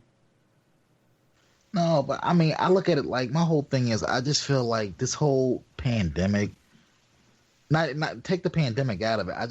I feel like wrestling right now is just kind of like being exposed in terms of like the overall interest level, because like you said, you just said it, Box, at a time where everybody's home right now.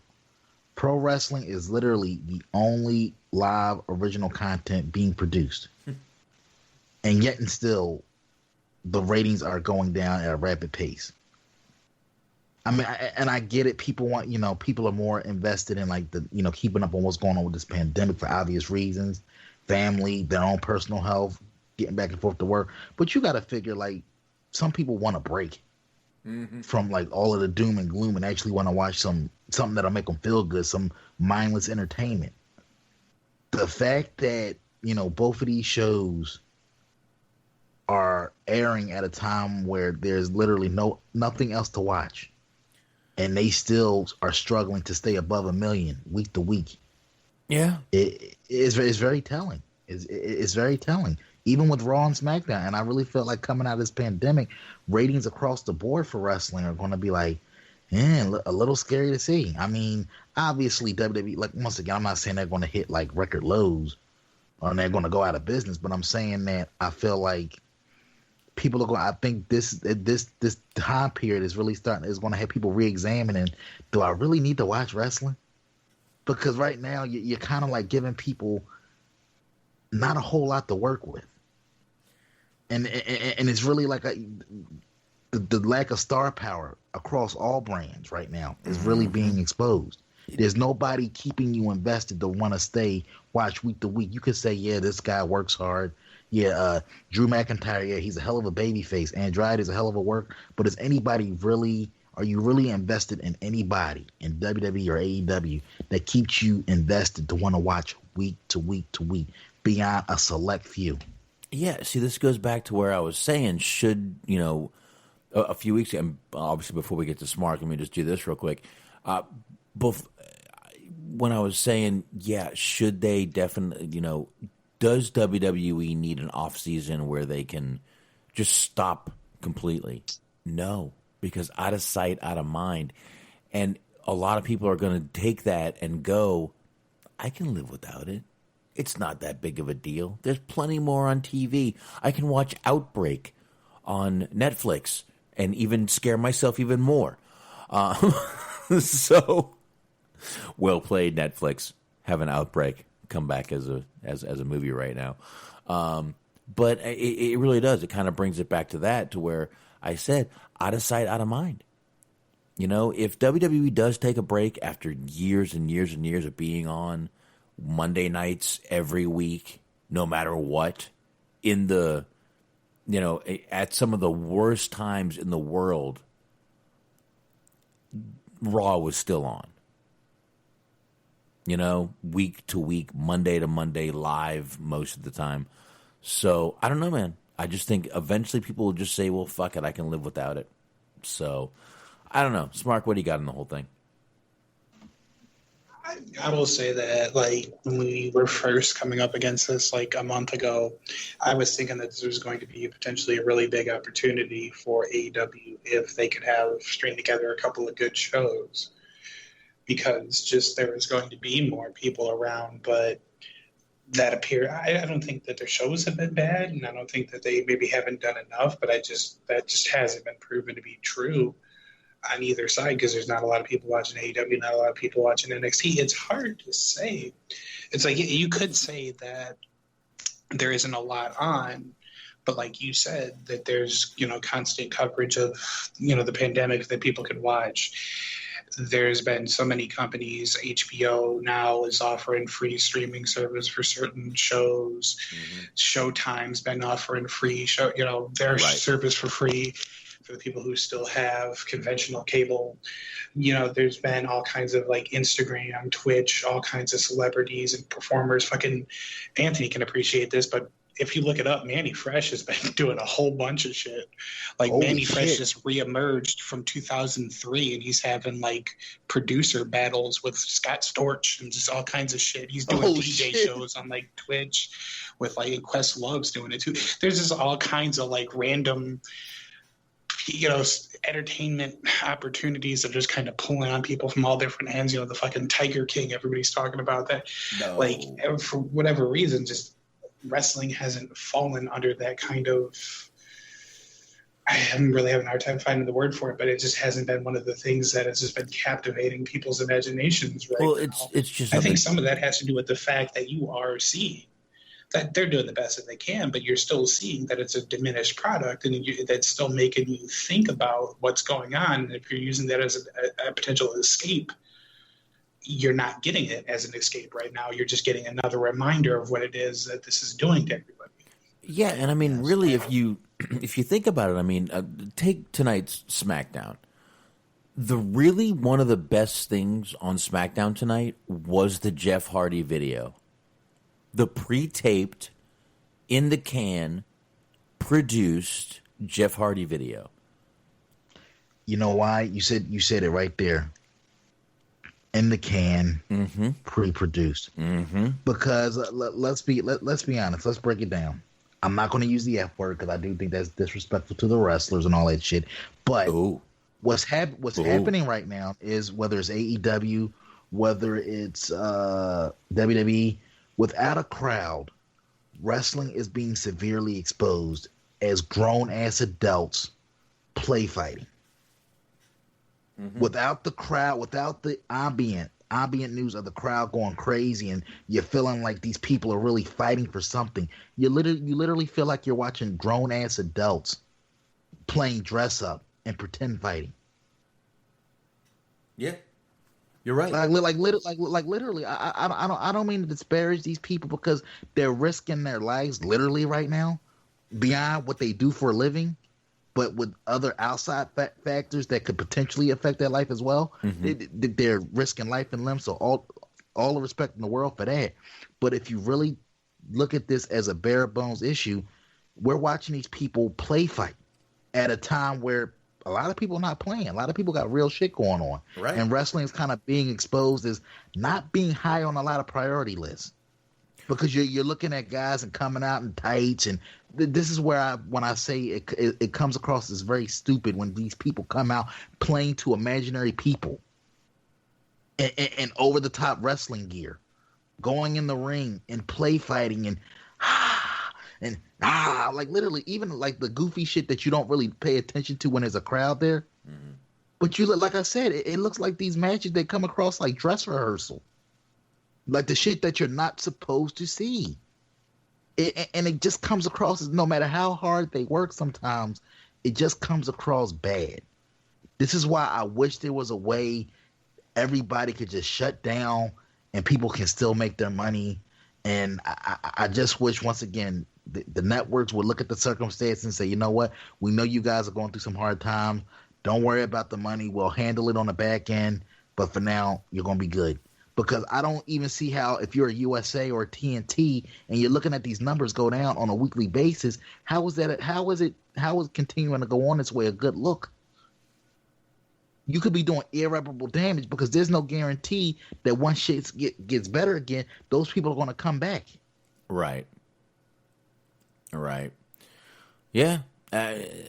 Again, I mean, the Jeff Hardy video, kind of to focus back to that, was really one of the best things on this show tonight. And again, it was pre-produced. It was, obviously taped because it was a lot of footage. But I don't know, man. It's as against them not doing what they're, going live and doing what they're doing. I really feel that these taped segments could really benefit them in these times right now. But I just don't think they're going to fucking, they're not going to do it. Vince wants to be live. He wants to make his money as much as he can. So we get this. I mean, the Daniel Bryan match tonight, versus Cesaro was great, but the Jeff Hardy video was really the only thing I really remembered and thought was really the best thing. And like Anthony said, I'm surprised they got as deep as they did with, hey, they came to my house, they found, drugs and somas and all these pills I was getting illegally. WWE went deep into that, and I was a little shocked they did too, Anthony.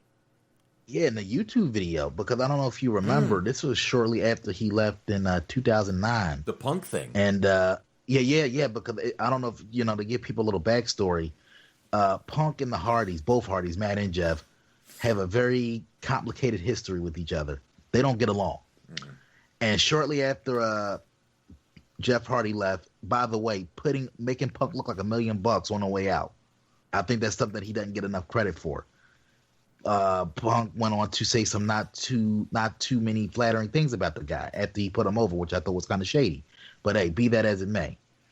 The Hardys kind of came back at Punk with a YouTube video. They looked like they were at a pancake house, some type of diner, maybe a Waffle House for all I know. Yeah, I think it was Waffle House. Yeah, I mean, and both guys were pilled out of their fucking mind. Like fucking, I just remember Matt Hardy eating some French fries, high as a fucking kite, and fucking there was some weird hip hop music playing in the background. with Jeff Hardy, it kind of looked like one of those like old BET uncut music videos. Yeah, where it's just like they're in like low quality camera and they're just in this shitty location. They're both wearing flannels. Yeah, but Jeff Hardy was giving John Cena a run for his money with the black guy voice. Because go back and look at that video. He had the 90s Snoop flannel on. He had the hat on. It was just I was pretty shocked they played that too, man. I really was. I'm surprised, but you remember that video, right? I do. Where both guys was clipped, they was high as a kite. Mm-hmm. Yeah, and Jeff Hardy's talking about you did. I know for a fact that CM Punk takes Ambien to sleep. That's a I remember that video. He do the double birds up. That was yeah. Like charismatic enigma indeed. Yeah, Anthony talking's hard tonight, isn't it? But It really.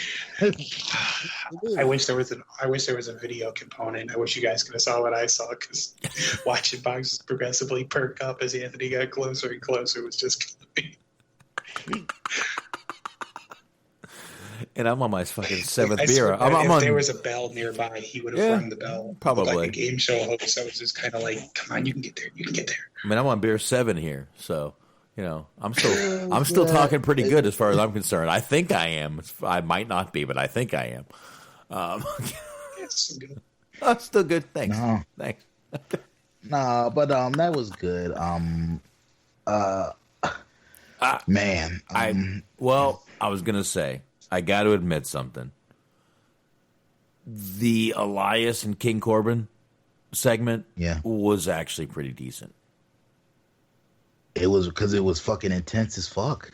I will say, not only was it decent, but how many times does a backstage beating go from commercial back to being fucking live again?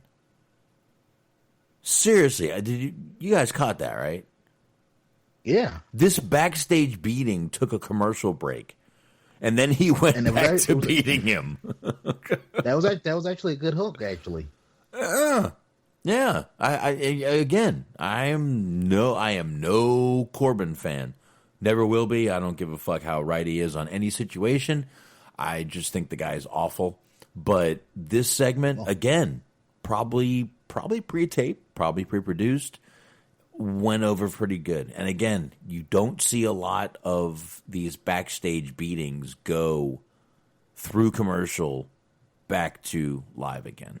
So yeah, that was definitely good shit. And Fox, if you feel like it, Antox once again being the MVP of the chat, actually posted up that video for us. The video, if you want to have some fun tonight. Oh, hold on a second. Let me get that video. What video we got here? What video? The Hardy's promo from the Waffle House. 2 minutes. Absolutely. Let me turn the volume up here. Let me get this off of mute. Here we go. What the hell does straight edge mean again? The first ever straight edge world heavyweight champion. I think Christian said it best. CM Punk, I think you're a nerd. Like, I get cocky every now and then. I'll say, you paid to see me, but I made CM Punk a motherfucking superstar. And that's a fact, Jack. And I'll end it like this.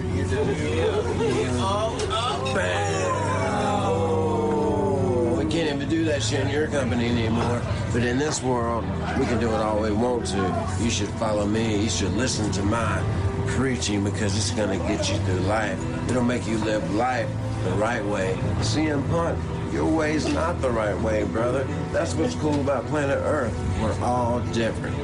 If we were all like you, man, I would rather live on Pluto. You, my friend, are way too cocky, inside and outside the ring. It's kind of strange when you go up and see your homeboys at a show. You got guys like Undertaker coming up saying, hey Jeff, how you doing, man? All these other guys, hey Jeff, how's everything going for you, man? You all right? Back from his mind. You sit here and wait and see if he's gonna say hello to me, man. Never did. Walked away to the showers or whatever. I just leave, whatever. Oh well, yeah, fuck that guy. And I just have one message to CM Punk. Fuck you. I made you the straight edge superstar you are. And I still don't believe that, because I think you take Ambien to go to sleep, motherfucker. That's a prescription if you didn't know it. So hello. I have no idea what CM Punk's deal is with Amy Dumont. I do know that he is very dramatic and very emotional. And anytime she finds herself in a tough spot, I'm the guy she calls. Bro, I want to be as high as Jeff Hardy right now. I mean, I strive to get as high as Jeff Hardy was right there. And Matt Hardy, like Anthony said, just sitting there high as a kite, eating fries. Like, these are the best fries I've ever had. And that is 100% a Waffle House. No doubt in my mind that's a Waffle House. Yeah, and you know the best part about portions of that video where he just literally turned into Matthew McConaughey. No, all right.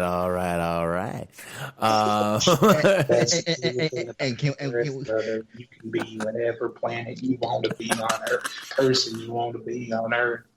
Shit, dude. I'm sorry, I stepped all over that. I'm sorry. That was fantastic, Smart. Thank God for my headphones. I heard it all. All right. I'm sorry. That was a fucking great impression. Oh, fuck. He's right, though. You can be whatever you want on Earth, man. Just fucking. You got and the double bird, the bam. Oh, bam. Jeff Hardy, man. God damn. That was a great. I like I said, man. That's the high we all strive for, right there. And can we take a moment to just like respect the fucking grapefruits of WWE? Not even Vince McMahon, a company as a whole, with as many people that have succumbed to drug overdoses, having Jeff Hardy on Fox come out and say, "Yeah, man, I took a lot of pills. I had to get them illegally." Well, did you ever think you would? You ever think you would hear that though in 2020 on a WWE broadcast? Yeah, after Samoa Joe was basically out there cutting promos saying how Jeff Hardy's house got fucking raided by cops. It doesn't surprise me to get stuff like that out there anymore, man. I mean, it's public knowledge. There's some things you just can't fucking hide. You know? Some things you just got to fucking confront. And I think this is one thing you have to. You can't hide this. There's nothing you can do. It's public. It's out there. It's way out there. The dirt sheets, put it out there. So you can't hide this. There's no hiding it. You're better off confronting it and just hitting it head on than fucking trying to hide from it. Agreed. Yeah, smart. We're going to make fun of Braun? Fox? That opening segment. Come on, I know my girl. Do I need to? I need to make fun of Braun? I mean, Lexi, you brought me a gift? No, Braun, I didn't. I know my girl. Come on. That was, yeah, I was trying not even to get into that segment. I'm just saying. No, I'm sorry, dude. We have it. We owe it. It's an obligation. Just when we think that they can make this guy look like more of a goofball, more of an idiot, they surprise us every time, and we have to bring light to this because this is the Universal Champion. I'm sorry, the WWE Champion. Yes. Well, every time you say they can't make him any worse, they take it as a challenge. It's just not good to do. And I was not even going to bring this Braun segment up. I was actually going to get right into the, title change. But we'll get there in a minute because we're already running pretty late here. But, yeah, Braun Strowman on the moment of awful. I mean, the sheep mask thing was cool. Obviously, like you brought up the gift thing, Anthony. The gift was a sheep mask. It was from Bray Wyatt. The ending was cool of it, how they kind of tied all that in. Smart, you got all this? You saw all this? Mm-hmm. Yeah. What did you think? You've been spot on so far. Like you were saying, that the fact that it furthered the feud was good, but otherwise, just at the segment, in a vacuum on its own, not so great. Yeah. Honestly, not worth spending time on, to be honest with you. Oh, that's all I had. I just wanted to make fun of that little Yeah, I totally agree. I mean, they're on a downward spiral with Braun. Even though he got the championship, they're still not doing what they should do with this guy. It's just, it's sad to see, and they're just not going to fucking, they just don't give a fucking, they just don't give a fuck. But, obviously, tonight, I guess we can bring up there was new champions tonight, new tag team champions. We had another three-way triple threat match for the tag team championship, and Big E did win it. Again, the highlight of this match wasn't even anything in the match. It was Xavier Woods after the match. Yes, and we talked about this before we kind of got rolling with the show. But goddamn, first off, it was good to see Woods again, man. He hasn't really been around for a while, right? So it was good to see him back on the show. So hope he's on the man getting better. But man, plugging son of a bitch. I mean, up until I heard Shaheen with the plugs and DJ Hot, I didn't think it could get much better. But man, he gave him a run. He plugged the podcast. He plugged the New Day podcast. He plugged his podcast. I was waiting for him to start throwing out Instagram and Snapchat information. I think if they gave him time, I think he would have. What do you think there, Smart? Check out my Pornhub page.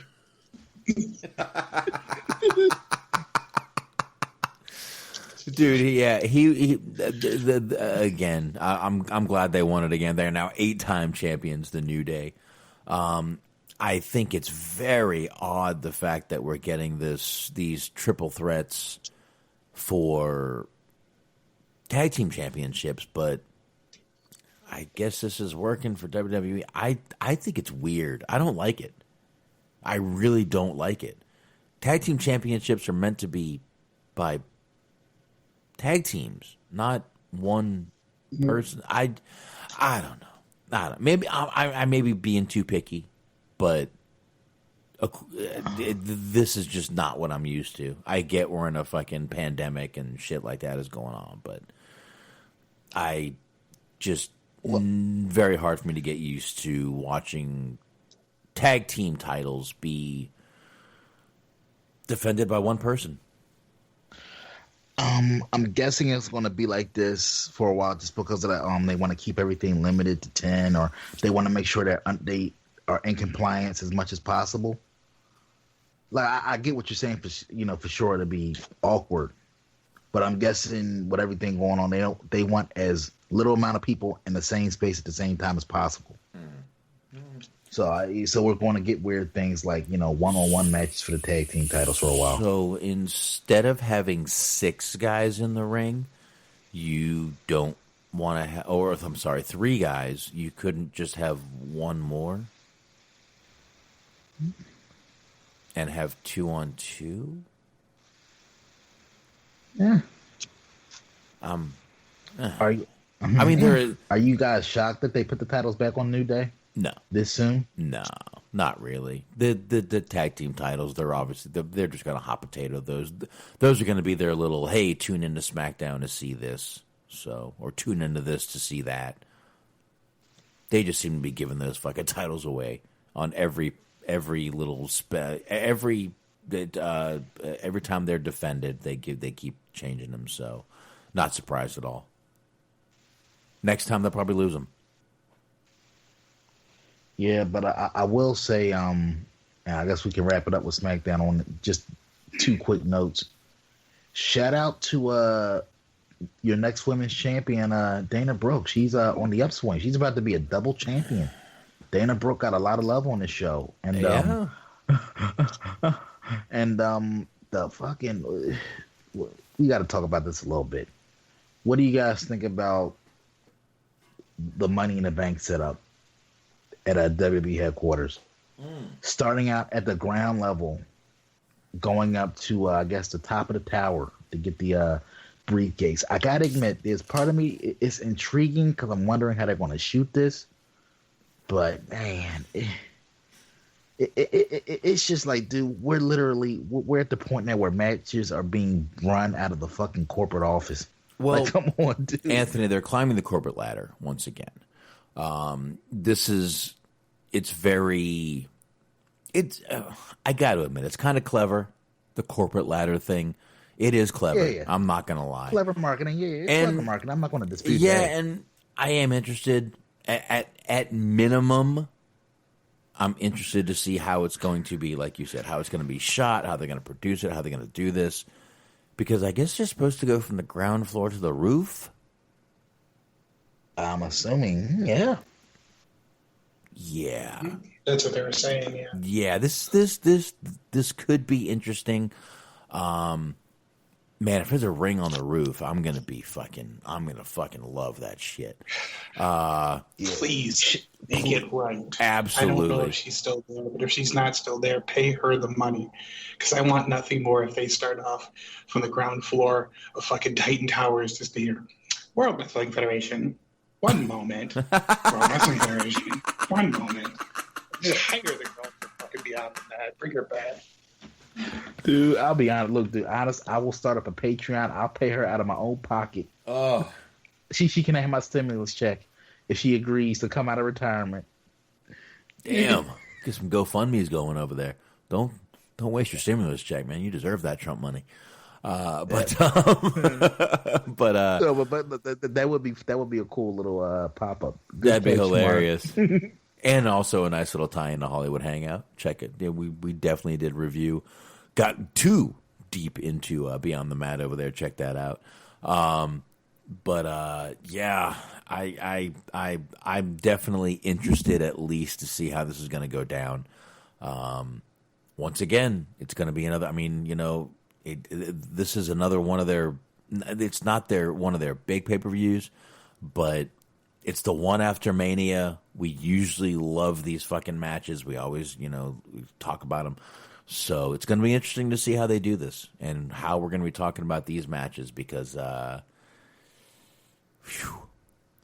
definitely going to be different, going to be unique, and let's see what they do. Let's see if they can fucking, spark our interest again.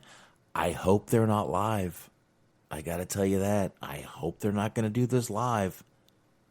Now, yeah, because they have this match, and they also, I'm reading, they have announced officially, so it's set for Money in the Bank. Universal title match, so apologies. Braun is the Universal Champion, not the WWE Champion. No, whatever. He's going to be defending against Bray Wyatt. Then it says Bray Wyatt, not The Fiend. So is it safe to assume that Braun is probably going to retain? Probably going to, but I don't know. This is just going to be a strange, unique thing to watch, and that may just spark enough interest to get those 200 million, Mark Henry. Yeah, but it goes. So I guess going forward, I guess that's going to be the new hook for wrestling matches for these pay-per-views, or I'm sorry, these special events. What random ass obscure place can we do a match from? Let me see. Maybe they can do a card from the Waffle House. Ooh, they live from Chuck E. Cheese. They could rent out a Walmart. Chuck E. Cheese. What? Bowling alley? No, that'll work. Oh. A National Guard armory. Ooh, yeah. You never know. But but Connecticut, they are not considered. Are they considered essential in Titan Towers? Is Connecticut, right? Yeah. Are they they for Connecticut? Yeah. Are they? Because right now they're only considered essential in Florida. So they have roots in Connecticut too. So you never know. I'm sure the McMahons have connections to the right people. Well, that probably would have been dirty sheet news. So I don't know. It's going to be interesting. We'll definitely see what happens, how they shoot it. If it's live,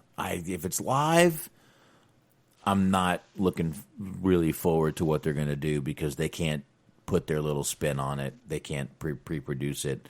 So we'll have to see what happens. I guess we'll see in a couple of weeks here. So basically, I guess they're going to have let me see, because I'm reading now, there's going to be a ring on the roof, so that's going to be true. They're going to have an actual ring on the roof, and the briefcase is going to be hanging above Titan Tower.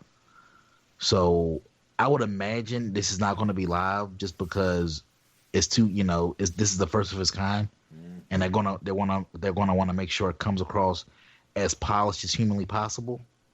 No botches on live television, so I'm assuming that. But like I said, this is going to be interesting because I don't know how many guys they're going to have in it. Because normally, it's just 6 to 8 guys, right? And that's also going to be another interesting aspect: getting on the elevator. Because I know at my job, no more than 3 people at a time allowed on an elevator. So how's that going to work? Maybe they have an escalator, or they'll take the stairs. So we'll see. We will see. Going to be interesting. Like I said, there's going to be a lot of things, and we'll probably do it live, pal.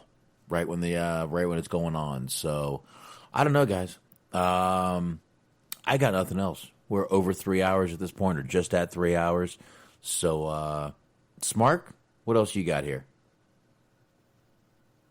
Not too much. Like I said, I'm curious to see how that turns out. And since we are wrapping things up, once again, a big thank you for allowing me to accompany you guys on this journey, and thanks everyone for listening again once more.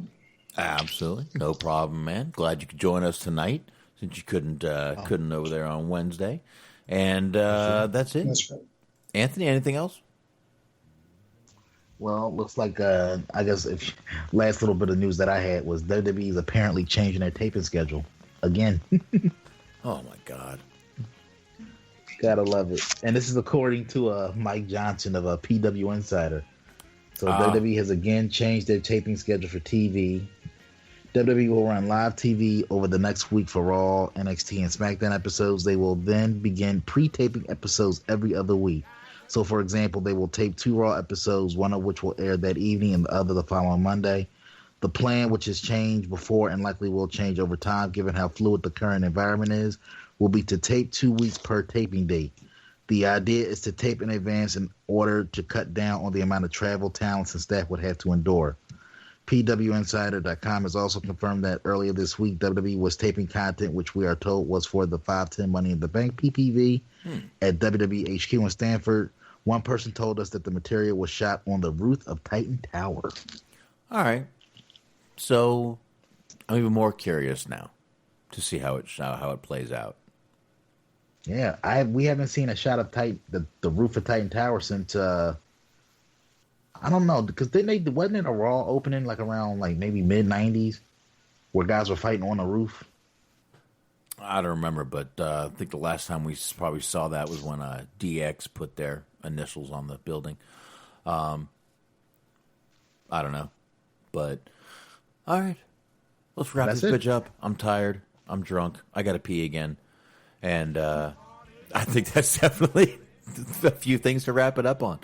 Go ahead and knock these plugs out one more time. Wrestling OD. Check out the Wrestling Overdose. Patreon.com/Wrestling Overdose. And if you want to check out Shaheen's art, NuclearHeatShop.com, ChairShotTees.com, Clotheslined with a D, Media.com, The High Marks. You guys want to check them out. Of course, Bobby Anthem, Bobby Blades, Inhuman Experience, Unscripted Wrestling, Stephen Milan. Appreciate you sharing the show. Letterboxd, BOXD.com/Stephen Milan. And of course, you guys can find all those shows that I mentioned before on all the usual podcast platforms: Stitcher, iHeartRadio, Spotify, Google Podcasts, TuneIn, Player FM, and subscribe, rate, review. Check out our YouTube, by the way. Definitely want you to do that. And Anthony, you know what to do. Bottom Line Pro Wrestling Podcast, available Stitcher, iHeartRadio, Google Play, Apple, wherever you get your podcasts. Download it. It's Jason Clark's good shit. Oh, and leave us a review. Leave him a review. Leave everybody a review that you listen to. Yeah, just review everything. You got nothing else going on. You're home. You're quarantined. So there you go. All right, everybody. We will see you guys Wednesday night on Dirt Sheet Dudes. See ya! Rest in peace, Fink. Oh.